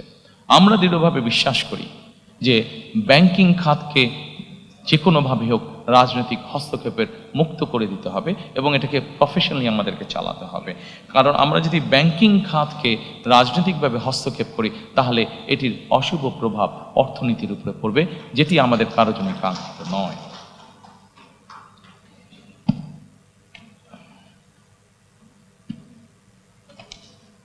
এরপরে আমি আপনাদেরকে অনুরোধ করব, শিল্প খাত ও সৃজনশীল অর্থনীতির উন্নয়ন, এই বিষয়টি দেখার জন্য। এর মধ্যেই আমি আপনাদের কাছে বলেছি যে আমরা নতুন নতুন শিল্প গঠনের আমরা চেষ্টা করব। এর মধ্যে একটি বিষয় আছে, বিশেষ করে ক্ষুদ্র ও কুটির মাঝারি শিল্প যেটা আছে, এগুলোকে আমরা টার্গেটেড সাপোর্ট আমরা দিতে চাই। এগুলোকে আমরা টার্গেটেড সাপোর্ট দিতে চাই, যে এসএমই আছে, ক্ষুদ্র এবং কুটির শিল্প যেগুলো আছে। আমরা এর আগে দেখেছি, বিগত সময়ে আমরা দেখেছি অনেক বিনিয়োগ হয়েছে, কিন্তু কর্মসংস্থানের ব্যবস্থা হয়নি। আমরা 100 মিলিয়ন দিয়ে একটা ফ্যাক্টরি যদি করি, কিন্তু ওটাতে যত না মানুষ কর্মসংস্থানের ব্যবস্থা হবে, আমরা যদি 10 মিলিয়ন দিয়ে বা 1 মিলিয়ন দিয়ে কোনো ফ্যাক্টরি করি, আমরা দেখেছি যে সেখানে অধিক কর্মসংস্থানের ব্যবস্থা হয়ে থাকে। সেজন্যই আমরা আভ্যন্তরীণ শিল্প ভিত্তিকে শক্তিশালী করা এবং শিল্প খাতের বহুমুখীকরণের লক্ষ্যে আমাদের সরকার বিভিন্ন ধরনের প্রণোদনা প্রদানের পরিকল্পনা আমরা গ্রহণ করেছি। বিশেষ করে ক্ষুদ্র, কুটির এবং মাঝারি শিল্পে সুনির্দিষ্ট বা টার্গেটেড সাপোর্ট প্রদানের উপরে আমরা বিশেষ গুরুত্ব আরোপ দিতে চাই। এখানে বিভিন্ন রাজনৈতিক কারণে, বিভিন্ন কারণে বাংলাদেশের বহু শিল্প বন্ধ হয়ে গিয়েছে। শিল্প বন্ধ হওয়া মানেই অর্থনীতির গতি থেমে যাওয়া। শিল্প বন্ধ হওয়া মানেই বহু মানুষ বেকার হয়ে যাওয়া। শিল্প বন্ধ হওয়ার মানেই বহু মানুষের সংসার বসে যাওয়া, বহু শিক্ষার্থীর জীবন নষ্ট হয়ে যাওয়া। সেজন্যই আমরা সিদ্ধান্ত গ্রহণ করেছি, যেসব বন্ধ শিল্প আছে প্রত্যেকটির জন্য দরকার হলে আলাদা আলাদাভাবে বসে আমরা পলিসি বের করব, যে ওই শিল্পগুলোকে যাতে আবার চালু করা যায় এবং সেখানে যাতে আবার অর্থনৈতিক কর্মচাঞ্চল্য শুরু হয়, সেখানে যাতে আবার নতুন করে কর্মসংস্থানের ব্যবস্থা হয়। আমি এরপরে যেই লাইনটি আছে, এটা আমি আপনাদের সামনে এর মধ্যে অলরেডি উল্লেখ করেছি, যে রপ্তানিমুখী শিল্পগুলোকে আমরা বন্ডেড ওয়্যারহাউস সুবিধা আমরা দিতে চাই। সম্মানিত উপস্থিতিবৃন্দ, বাংলাদেশে এরকম অনেক অঞ্চল আছে, আমরা যদি ভালো করে লক্ষ্য করে থাকি, বাংলাদেশে এরকম অনেক অঞ্চল আছে, বিভিন্ন অঞ্চলের বিভিন্ন কতগুলো সুবিধা আছে। কাজেই আমরা যদি এই বিষয়গুলোকে স্টাডি করি, তাহলে আমরা এক অঞ্চলের পণ্য দিয়েই আমরা বিভিন্ন এলাকা গড়ে তুলতে পারি। যেমন টাঙ্গাইলে, আমরা যদি টাঙ্গাইলে দেখি, টাঙ্গাইলের বিভিন্ন অঞ্চলে আমরা নামাজ পড়ার সময় যে টুপিটা ব্যবহার করে থাকি, সেই টুপিটা তৈরি হচ্ছে এবং এই টুপি সারা বিশ্বে বিভিন্ন জায়গায় যাচ্ছে। কাজে আমরা যদি ওই শিল্পটাকে ওখানে এনকারেজ করি, যারা করছে তাদেরকে সহযোগিতা করি এবং আরও নতুন যারা করতে চায় তাদেরকে যদি সহযোগিতা করি, তাহলে আরও অধিক সংখ্যক মানুষের যেরকম কর্মসংস্থান হবে, আরও অধিক সংখ্যক এক্সপোর্ট যাবে এবং এক্সপোর্ট যাওয়া মানে আমাদের more number of foreign currency we can earn. সম্মানিত উপস্থিতিবৃন্দ, এরপরে আছে আমাদের দেশের যেই হস্তশিল্প আছে, আমরা খেয়াল করে দেখেছি অধিকাংশ হস্তশিল্প বা ক্রিয়েটিভ ইন্ডাস্ট্রিতে আমরা খেয়াল করে দেখেছি যে আমাদের নারী শ্রমিকরা কাজ করে থাকেন। আমরা এই সেক্টরটিকে উৎসাহিত করতে চাই, বিভিন্ন রকম সাহায্য সহযোগিতায় উৎসাহিত করতে চাই। এটিকে উৎসাহিত করার অন্যতম মূল লক্ষ্য হচ্ছে নারীদেরকে স্বাবলম্বী করা, নারীদেরকে এম্পাওয়ার করা সামাজিকভাবে এবং অর্থনৈতিকভাবে, এবং একই সাথে আমাদের যে ক্রিয়েটিভ ইন্ডাস্ট্রি আছে এটিকে ধীরে ধীরে দেশের সীমানা ছাড়িয়ে এটিকে ধীরে ধীরে বহির্বিশ্বে নিয়ে যাওয়া। এবং দেশি আমাদের অনেকগুলো ব্র্যান্ড আছে, আমি যদি নাম উল্লেখ করে বলি, যেমন KK ক্রাফট নামে একটি ব্র্যান্ড আছে, এরকম অনেকগুলো আছে ব্র্যান্ড। আমরা পৃথিবীর বড় বড় দেশ যেগুলো আছে, আমরা বাংলাদেশের এরকম শিল্প যারা আছে, এই শিল্পগুলোকে যদি আমরা সাপোর্ট দিই, যে তারা পৃথিবীর বড় বড় যেই স্টোরগুলো আছে সেখানে যদি তাদেরকে সাপোর্ট দিই, যে ঠিক আছে আগামী 1 বছর 2 বছর বা 3 বছরের জন্য তোমাদেরকে আমরা ট্যাক্স রিবেট সহ বিভিন্ন সুবিধা দিচ্ছি, তাহলে আমরা আমাদের এই দেশীয় ব্র্যান্ডগুলোকে আন্তর্জাতিক মার্কেটে আমরা একটা বসার বা দাঁড়ানোর মতন একটা সুবিধা আমরা তাদেরকে তৈরি করে দিতে সক্ষম হব।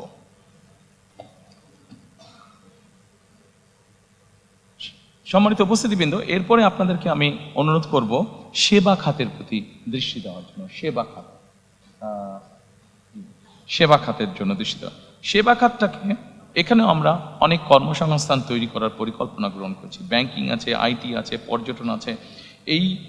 এইগুলোকে যদি আমরা ঠিকভাবে সামনের দিকে গড়ে তুলতে সক্ষম হই, তাহলে ব্যাংকিং খাতে আমরা প্রচুর, ব্যাংকিংটা সার্ভিস সেক্টর এখানে আমরা দিতে পারবো, আইটিতে আমরা প্রচুর পরিমাণে জব তৈরি করতে পারবো, পর্যটনে আমরা প্রচুর পরিমাণে বাংলাদেশের বিভিন্ন জায়গায় বিভিন্ন ছোট ছোট ছোট অনেকগুলো আছে, এটাকে সার্ভিস ইন্ডাস্ট্রিগুলোকে আমরা যদি ঠিকভাবে তৈরি করতে পারি, এখানে আমরা অনেক কর্মসংস্থানের সুযোগ তৈরি করতে পারবো।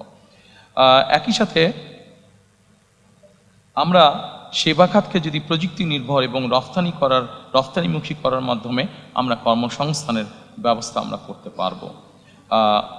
ঠিক একইভাবে আমরা আন্তর্জাতিক সার্টিফিকেশন এবং ব্র্যান্ডিং যেগুলো আছে, যেমন ধরেন ফেসবুক আছে, ইউটিউব আছে, বিভিন্ন আইটি কোম্পানি আছে, এদেরকে যদি আমরা বাংলাদেশে নিয়ে আসতে পারি, তাহলে আমাদের ইয়াং জেনারেশন যারা এই কাজগুলোর সাথে জড়িত তাদের জন্য তখন কাজ করতেও সুবিধা হবে, তাদের ইনকাম যেরকম বাড়বে, আরও অধিক সংখ্যক মানুষের কাজ করার অপরচুনিটি তখন তৈরি হবে। এরপরে আমি আপনাদেরকে অনুরোধ করব বিদ্যুৎ, জ্বালানি ও পরিবহন খাতটিকে দেখার জন্য। সম্মানিত উপস্থিতিবৃন্দ, বিদ্যুৎ খাতে এখানে অনেক কিছু বলা আছে, বিদ্যুৎ খাতে অনেক পয়েন্ট আছে, আমি এতগুলো পয়েন্ট আলোচনা করব না। আমরা যদি সকলে প্রথমে এক বাক্যে একটা কথা চিন্তা করি, বিদ্যুৎ খাতটি আমরা কিরকম চাই, আপনাদের যে কাউকে যদি আমি প্রশ্ন করি, আপনারা এক বাক্যে একটি উত্তর দিবেন যে আমরা নিরবিচ্ছিন্ন বিদ্যুৎ চাই, তাই তো নাকি?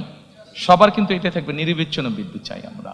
কাজেই আপনাদের মতন আমিও একজন মানুষ যে যার লক্ষ্য এবং উদ্দেশ্য থাকবে বাংলাদেশে নিরবিচ্ছিন্ন বিদ্যুতের পরিস্থিতি তৈরি করা। এবং নিরবিচ্ছিন্ন বিদ্যুৎ পরিস্থিতি তৈরি করার জন্য কি কি আমরা চিন্তা ভাবনা করেছি, সম্মানিত উপস্থিতিবৃন্দ, আপনাদের কাছে সেগুলো আছে, আপনাদের বিরক্তি উদ্যোগ করার জন্য আমি আর সেটা লম্বা করছি না। তবে আমরা যেরকম বলেছি, অলরেডি আমি আপনাদের সামনে বলেছি যে 2030-এর মধ্যে আমরা 20% নবায়নযোগ্য বিদ্যুৎ যেরকম আমরা তৈরি করতে চাই, একই সাথে আমরা আমাদের ঢাকা শহরে প্রতিদিন 7,000 টন ময়লা বা আবর্জনা তৈরি হচ্ছে। এইভাবে যদি আমরা চিন্তা করি, বাংলাদেশের সবগুলো বড় শহরে এরকম হচ্ছে। কাজেই আবর্জনাকে, পরিবেশকে রক্ষার জন্য আবর্জনা থেকে কিভাবে বিদ্যুৎ তৈরি করা যায় আমরা সে ব্যাপারেও চিন্তা ভাবনা করছি। এবং এতটুকু আপনাদেরকে আমি বলতে পারি, ইনশাল্লাহ 12 তারিখে নির্বাচনে আমরা সরকার গঠনে সক্ষম হলে ইনশাল্লাহ খুবই দ্রুত আমরা আবর্জনা থেকে ইনশাল্লাহ বিদ্যুৎ উৎপাদন করব এই দেশের মানুষের জন্য।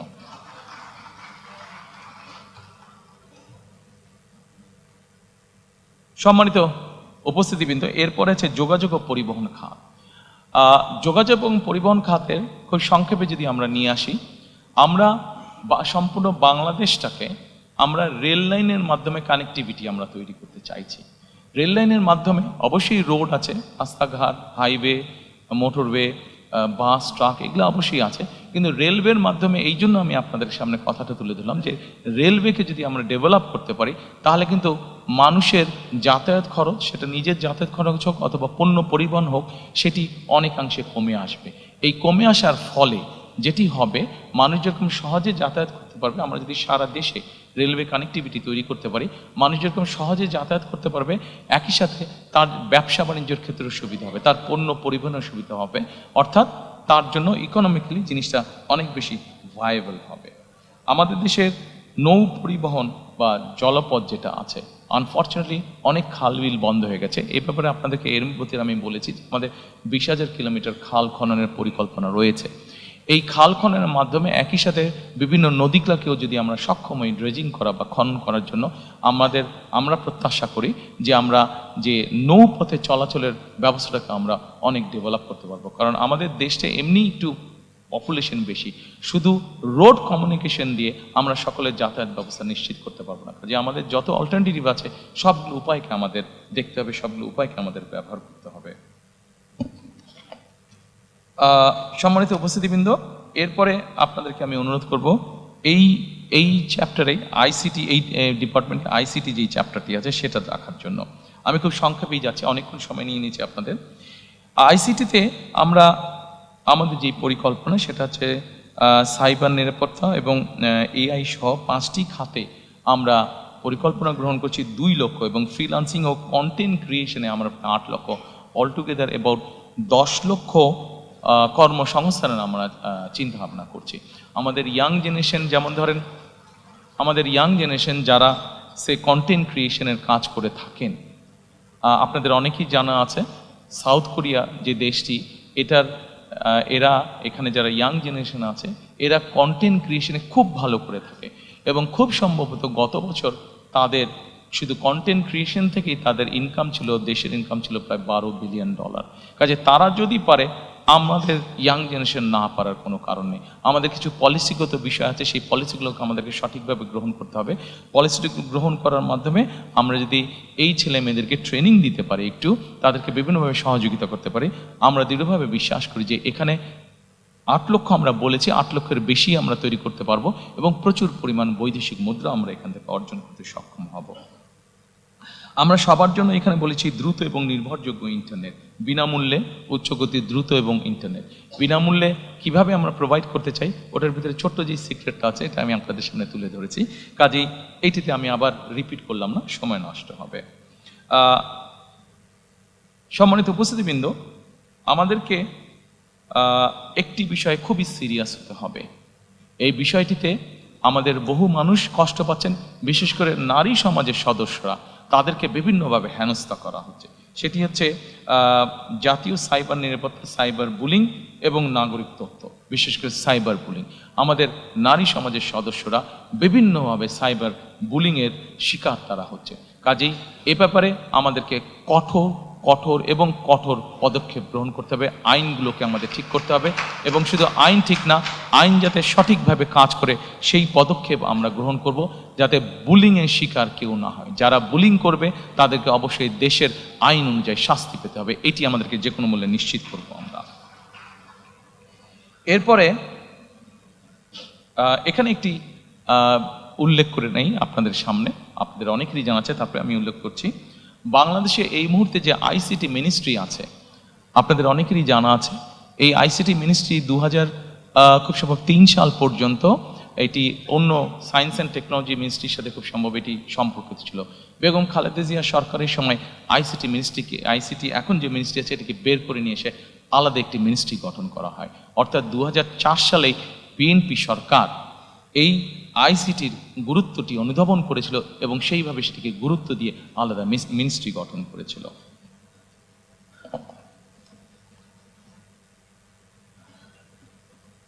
সম্মানিত উপস্থিতিবৃন্দ, এরপরে রাজস্ব আয় ও ব্যবস্থাপনা আছে। রাজস্ব আয় এবং ব্যবস্থাপনার মধ্যে অনেকগুলো সেক্টর আছে। আমি আলোচনায় যাব না, ডিটেইল আলোচনায় যাব না, আমি শুধু একটা কথাই বলবো। সম্মানিত উপস্থিতিবৃন্দ, একটি দেশ পরিচালনার জন্য অবশ্যই অর্থের প্রয়োজন হয়, রিসোর্সের প্রয়োজন হয়। আমাদের দল আমরা মনে করি আমরা যদি আমাদের সরকার মানুষের কর্মসংস্থান যত বেশি তৈরি করতে পারবে, বিনিয়োগের অবস্থা যত বেশি তৈরি করতে পারবে, যত বেশি মানুষকে বিনিয়োগ করাতে পারবে, অটোমেটিক নর্মালি সরকারের রাজস্ব বৃদ্ধি পাবে। আমি সেই জন্যই বরাবর আপনাদের সামনে বলেছি, আমাদের মূল লক্ষ্যই হচ্ছে যত বেশি সংখ্যক কর্মসংস্থান তৈরি করা, যত বেশি সংখ্যক দেশি এবং বিদেশি বিনিয়োগকারী যারা আছেন তাদেরকে উৎসাহিত করা, প্রতিষ্ঠান তৈরি করা, বিনিয়োগ করা, বিনিয়োগের মধ্যে শিল্প এবং শিল্প প্রতিষ্ঠান তৈরি করা, যাতে করে বেশি সংখ্যক মানুষ কর্মসংস্থানের সুযোগ পায়। কারণ বিনিয়োগ করলে নিজে থেকেই রাজস্ব আয় বাড়বে। নাগরিকের আয় বাড়লে আমরা বিশ্বাস করি প্রত্যেকটি নাগরিকের আয় যত বাড়বে রাষ্ট্রের আয়ও তত বাড়বে। সেই জন্য আমরা ওইভাবে ট্যাক্স ইম্পোজ না করে আমরা চাই নাগরিকের আয় বাড়ুক। নাগরিকের আয় বাড়ানোর জন্য যা যা করা প্রয়োজন আমরা সেটি করতে চাই। নাগরিকের আয় বাড়া মানেই সরকারের বা রাষ্ট্রের আয় বাড়া। আমরা জিনিসটাকে এইভাবেই চিন্তা করতে চাই।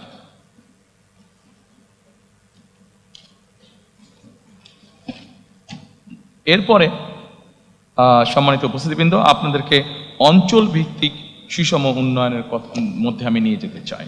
আমি একটু আগেই বলেছি বাংলাদেশের বিভিন্ন এলাকার বিভিন্ন গুরুত্ব রয়েছে। আমরা যদি চট্টগ্রাম দিয়ে শুরু করি, আমরা চট্টগ্রামকে বাণিজ্যিক রাজনৈতিক হিসাবে প্রতিষ্ঠিত করতে চাই। চট্টগ্রামকে আমরা বাণিজ্যিক ক্যাপিটাল হিসাবে, আমরা রাজধানী হিসাবে আমরা প্রতিষ্ঠিত করতে চাই। ঠিক একইভাবে সম্মানিত উপস্থিতিবৃন্দ, উত্তর অঞ্চল, আমরা সকলেই জানি যে বাংলাদেশের উত্তর অঞ্চল হচ্ছে একটি কৃষি নির্ভর এলাকা।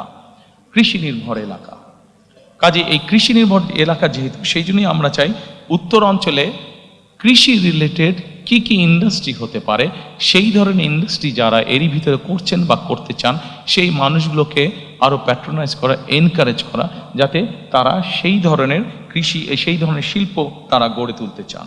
এর ভিতরে আমি আপনাদের সামনে তুলে ধরেছি যে বরেন্দ্র অঞ্চল যেটা আছে, বরেন্দ্র প্রজেক্ট যেটা আছে, সেটিকে আমরা পুনরায় চালু করতে চাই। এর বাইরে আমি এর ভিতরেই বলেছি যে আম সংরক্ষণ, যেমন আমাদের প্রচুর আম হয় রাজশাহীতে, প্রচুর আম হয় চাঁপাইনবাবগঞ্জে, এই আমগুলোকে কিভাবে প্রিজার্ভ করা যায়, বা আমগুলোকে যেগুলো আম নষ্ট হয়ে যেতে পারে সেগুলো নষ্ট হবার আগে বাই প্রোডাক্ট কী কী তৈরি করা যেতে পারে, কৃষি সংক্রান্ত আরও যেগুলো বিভিন্ন পণ্য উৎপন্ন হচ্ছে সেগুলোকে কিভাবে বাই প্রোডাক্ট করা যেতে পারে। প্রচুর আমাদের আলুর প্রোডাকশন হয়, আলুর বাই প্রোডাক্ট কী কী হতে পারে সেই ধরনের ইন্ডাস্ট্রিগুলোকে গ্রো করতে সহযোগিতা করা। গ্রো করার মাধ্যমে একদিকে যেরকম ইনভেস্ট হবে, ঠিক একইভাবে প্রচুর কর্মসংস্থানের ব্যবস্থা হবে। এরপরে আমাদের যে হাওড় বাওড় আছে, এরপরে যেটি স্লাইড সেটিতে আমি যাওয়ার অনুরোধ করব। আমাদের দেশের বিভিন্ন জায়গায় বিভিন্ন হাওড় বাওড়ের কারণে বিভিন্ন প্রাকৃতিক দুর্যোগ বা বন্যা হয়ে থাকে। এই প্রাকৃতিক দুর্যোগ এবং বন্যাকে নিয়ন্ত্রণ করার জন্য অবশ্যই আমাদের টেকসই বাঁধ দরকার, এবং ব্লু ইকোনমি এটির মাধ্যমে আমাদের হাওড় বাওড় জায়গাগুলো আবার দেখতে অনেক সুন্দর। দেখতে যেহেতু সুন্দর এইগুলো, সেই জন্য এগুলোর মাধ্যমে আমরা এগুলোকে প্রোটেক্ট করার মাধ্যমে আমরা উপকূল উন্নয়ন বোর্ড গঠনের একটি পরিকল্পনা আমাদের আছে। এই উপকূল উন্নয়ন বোর্ড গঠনের মাধ্যমে আমরা ব্লু ইকোনমি এবং পর্যটনকেও এখানে এনকারেজ করতে চাই। এরপরে আপনাদেরকে আমি অনুরোধ করব যে নগরায়ণ ও আবাসন এবং নিরাপদ টেকসই ঢাকা বিনির্মাণ। সম্মানিত উপস্থিতিবৃন্দ, ঢাকা পৃথিবীর যে কোনো দেশের রাজধানী থেকে অত্যন্ত পপুলেট একটি জায়গা। এখন কেন মানুষ ঢাকায় আসছে? ঢাকায় মানুষ এসে বসবাস করছে অনেকগুলো কারণে। সন্তানের চিকিৎসা, বাবা মায়ের চিকিৎসা, সন্তানের লেখাপড়া, জব সিকিউরিটি, এনভায়রনমেন্ট, সব কিছু মিলিয়ে মানুষ ঢাকাতে কিছুটা বেটার ফিল করে। কিন্তু আমরা যদি এই ফ্যাসিলিটিগুলো যদি আমরা বিভিন্ন জায়গায় আমরা তৈরি করতে পারি, ঢাকার আউটস্কার্টে যদি আমরা যেই ডিস্ট্রিক্টগুলো আছে সেখানে যদি তৈরি করতে পারি, এবং সেখানে যদি খরচ কম হয় একজন মানুষের থাকার, সেখানে যদি ভালো স্কুল থাকে, সেখানে যদি ভালো ট্রিটমেন্টের ব্যবস্থা থাকে, সেখানকার পরিবেশটা যদি সিকিউর হয়, তাহলে আমরা মনে করি যে মানুষ সেখানেই থাকবে। হ্যাঁ, এখানে একটি বিষয় আছে, সেখানে থাকবে কিন্তু কাজ করবে কোথায়? কাজ সে ঢাকায় করতে পারে। একটু আগে আপনাদেরকে আমি বলেছি যে আমরা চাই রেল লাইনটাকে ডেভেলপ করার জন্য আমাদের পাবলিক ট্রান্সপোর্টটা। এখন এই মুহূর্তে ঢাকা থেকে চট্টগ্রাম যে রেলগাড়িটা আসে সেটার গতি 35 থেকে ম্যাক্সিমাম 40 মাইল, কিন্তু এটাকে যদি ঘন্টায় আমরা রেল লাইন যেটা আছে সেটাকে আমরা সঠিকভাবে তৈরি করে এটাকে যদি ঘন্টায় আমরা 80 মাইলে নিয়ে আসতে পারি বা 100 মাইলের কাছাকাছি নিয়ে আসতে পারি, তাহলে কিন্তু চট্টগ্রাম থেকে ঢাকা আসতে আপনার 2-2.5 ঘন্টার বেশি লাগার কথা না। এবং 2-2.5 ঘন্টা যদি লাগে, তাহলে সময় লাগে, তাহলে যে কোনো মানুষ সেখান থেকে এসে ব্যবসা বাণিজ্য বা যেই কাজ থাকুক সেরে আবার একই দিনে ফিরে যেতে পারবে। ঠিক এইভাবে আমরা যদি ঢাকার আশেপাশের সিটিগুলোতে আমরা স্যাটেলাইট টাউন গড়ে তুলতে পারি এবং সেখানকার সাথে যদি রেল কমিউনিকেশন আমরা তৈরি করতে পারি, এবং মোটামুটি 1 ঘন্টা 45 মিনিটের মধ্যে মানুষ আসা এবং যাওয়া যদি করতে পারে, তাহলে আমরা ধারণা করছি যে বহু মানুষ তখন ঢাকা শহরে আর থাকবেন না। যেই ফ্যাসিলিটি ঢাকা শহরে আছে সেগুলো আমরা ওখানে দিতে পারবো, এবং তার যেহেতু যাওয়া আসার জন্য ইজি হবে, তখন সেই মানুষগুলো তারা ওখানেই থাকবেন। শুধু যার কর্মস্থল ঢাকায় সে শুধু আসবেন, এসে কাজ শেষ করে আবার চলে যাবেন। পৃথিবীর অনেক উন্নত দেশগুলোতে এভাবে মানুষ করে থাকে। যদি তারা করতে পারে তাহলে আমরা কেন করতে পারবো না? এটি আমাদের একটা চিন্তা ভাবনা আছে। এরপরে সম্মানিত উপস্থিতিবৃন্দ, আমি আপনাদেরকে অনুরোধ করব পর্যটন খাত দেখার জন্য। অনেকেই আমরা দেখি যে আমাদের দেশে কক্সবাজারের মানুষ যাচ্ছে, আমাদের দেশে আরও কয়েক জায়গায় মানুষ যাচ্ছে, কিন্তু আমরা যদি খেয়াল করে দেখি কক্সবাজারে যে পরিমাণ মানুষ যাচ্ছে, সুন্দরবনে সে পরিমাণ মানুষ যাচ্ছে না। যাচ্ছে, কিন্তু সুন্দরবন কিন্তু অনেকগুলো ছোট ছোট প্রাইভেট সেক্টরে অনেক ছোট ছোট কিন্তু ট্যুরিস্ট স্পট হয়েছে। কেন যাচ্ছে না? এই জিনিসগুলো আমাদেরকে সুন্দরভাবে উপস্থাপন করতে হবে।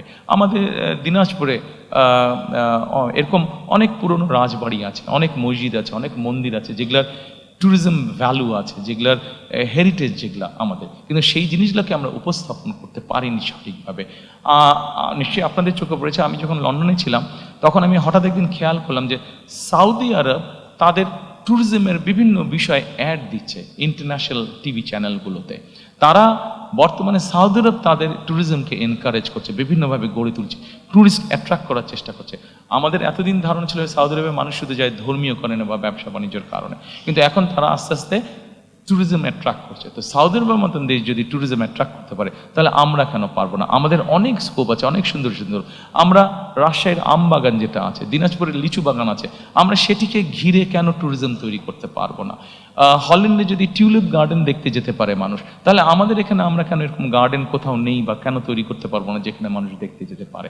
কাজে আমরা যদি চেষ্টা করি, আমরা যদি পরিকল্পনা গ্রহণ করি, অবশ্যই আমরা ট্যুরিজম সেক্টরকে শুধু যে কক্সবাজারই সমুদ্র সৈকত দেখতে যাবে তা না, এর পাশাপাশি অনেক ট্যুরিজম সেক্টর, অনেক স্পট, অনেক ডিফারেন্ট কাইন্ডের স্পট আমরা গড়ে তুলতে পারবো ইনশাআল্লাহ।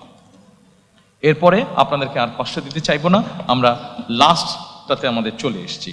আমাদের যেই লাস্ট স্তম্ভ সেটিতে আমরা কম বেশি চলে এসেছি। এটি হচ্ছে ধর্ম, সমাজ, ক্রীড়া, সংস্কৃতি ও সংহতি। প্রথমেই আছে ধর্মীয় সম্প্রীতি ও পাহাড় ও সমতলের নৃগোষ্ঠী। সম্মানিত উপস্থিতিবৃন্দ, এটি অনেক বড় আছে। আমরা প্রথমেই বলেছি ধর্ম যার রাষ্ট্র, যার যার রাষ্ট্র সভা। আমরা এইভাবেই বিষয়টিকে দেখি, এইভাবেই জিনিসটাকে বিশ্বাস করি। আমাদের দেশের এক শ্রেণীর মানুষ আছেন যারা আমাদের জন্ম থেকে মৃত্যু পর্যন্ত আমাদের সাথে থাকেন, জীবনের অনেক গুরুত্বপূর্ণ মুহূর্তে যারা আমাদেরকে বিভিন্ন সময় বিভিন্ন পরামর্শ দিয়ে থাকেন। সেটি আমরা যারা ইসলাম ধর্মে আছি, ইসলাম ধর্মে আছে, যেটি অন্য ধর্ম মানুষ আছেন তাদের ক্ষেত্রেও তাদের ধর্মীয় গুরুরা আছেন। এরা কারা? এরা হচ্ছেন যে আমাদের ইসলাম ধর্ম অনুযায়ী বিভিন্ন ইমাম, মুয়াজ্জিম সহ বিভিন্ন খতিব সাহেবরা, এর বাইরে অন্য অন্য ধর্মের ধর্মীয় গুরুরা আছেন। এই মানুষগুলো অধিকাংশ ক্ষেত্রে আমরা দেখেছি বেশ মানবত জীবনযাপন করেন অনেকাংশে। আমাদের একটি পরিকল্পনা আছে, ইনশাল্লাহ আমরা সরকার গঠনে সক্ষম হলে আমরা ধীরে ধীরে এই মানুষগুলোকে, আমরা ধীরে ধীরে বিভিন্ন মসজিদ, মাদ্রাসার খতিব, ইমাম সাহেব যারা আছেন, মুয়াজ্জিম সাহেব আছেন, অন্য ধর্মের ধর্মীয় গুরু যারা আছেন, তাদেরকে আমরা সরকারের পক্ষ থেকে একটা সম্মাননার ব্যবস্থা করতে চাই। সম্মানিত উপস্থিতিবৃন্দ, যেহেতু বাংলাদেশ মুসলিম প্রধান দেশ, এই দেশের বহু মানুষ প্রতি বছর হজ করতে চান, কিন্তু আমরা প্রত্যেকবার দেখেছি এই হজের যাওয়া আসার খরচ অত্যন্ত বেশি। অনেক মানুষকে এর জন্য অনেক কষ্ট পোহাতে হয়। আমরা এই খরচটাকে কমিয়ে নিয়ে আসার চিন্তা ভাবনা করেছি এবং আমরা মনে করি আমরা যদি এখানে থার্ড এয়ারলাইনকে এন্ট্রি দিতে পারি, তাহলে আমাদের হজ যাত্রীদের খরচ, টিকিটের খরচ অনেকাংশে কমিয়ে আসবে এবং আমাদের পরিকল্পনার মধ্যে এটা রয়েছে কিভাবে আমরা এই হজ যাত্রীদেরকে সুবিধা দিতে পারবো, তাদের খরচটা কমিয়ে আনতে পারবো। এরপরে আমি আপনাদেরকে ক্রীড়া, আমাদের এই চ্যাপ্টারের ক্রীড়া আছে, ক্রীড়াতে আমি আপনাদেরকে অনুরোধ করব। সম্মানিত উপস্থিতিবৃন্দ, এটি এমন একটা সাবজেক্ট, যেই সাবজেক্টটাতে কম বেশি প্রত্যেকটি মানুষের, সে যখন ইয়াং থাকে, শিশু অবস্থায়, সে যখন তরুণ অবস্থায় থাকে, যুব অবস্থা থাকে, প্রত্যেকটি মানুষেরই কম বেশি আগ্রহ থাকে। আমরা শুধু আমাদের দেশে বিভিন্ন প্রফেশনাল তৈরি করতে চাই। আমাদের দেশে একটি সমাজ ব্যবস্থার মধ্যে হয় ডাক্তার হতে হবে, নাহলে ইঞ্জিনিয়ার হতে হবে, নাহলে আর্কিটেক্ট হতে হবে, অর্থাৎ নাহলে ব্যারিস্টার হতে হবে, এই ধরনের পেশাকে প্রাধান্য দেওয়া হয়ে থাকে। কিন্তু পৃথিবীর অনেক দেশ আছে যেখানে প্রফেশনাল খেলোয়াড় তৈরি হচ্ছে, সেই খেলোয়াড় প্রফেশনালি তৈরি হচ্ছে। আমাদের দেশে এরকম বহুত প্রতিভা আছে যাদেরকে আমরা প্রফেশনালি খেলোয়াড় তৈরি করতে পারি এবং আমাদের পরিকল্পনা রয়েছে আমরা ধীরে ধীরে আমাদের সন্তানদের ভিতর থেকে এরকম প্রফেশনাল খেলোয়াড় আমরা তৈরি করে আনতে চাই। এটি আমাদের অন্যতম পরিকল্পনা অনেকগুলোর মধ্যে। সম্মানিত উপস্থিতিবৃন্দ, এরপরে গণমাধ্যম, শিল্প, সংস্কৃতি আছে।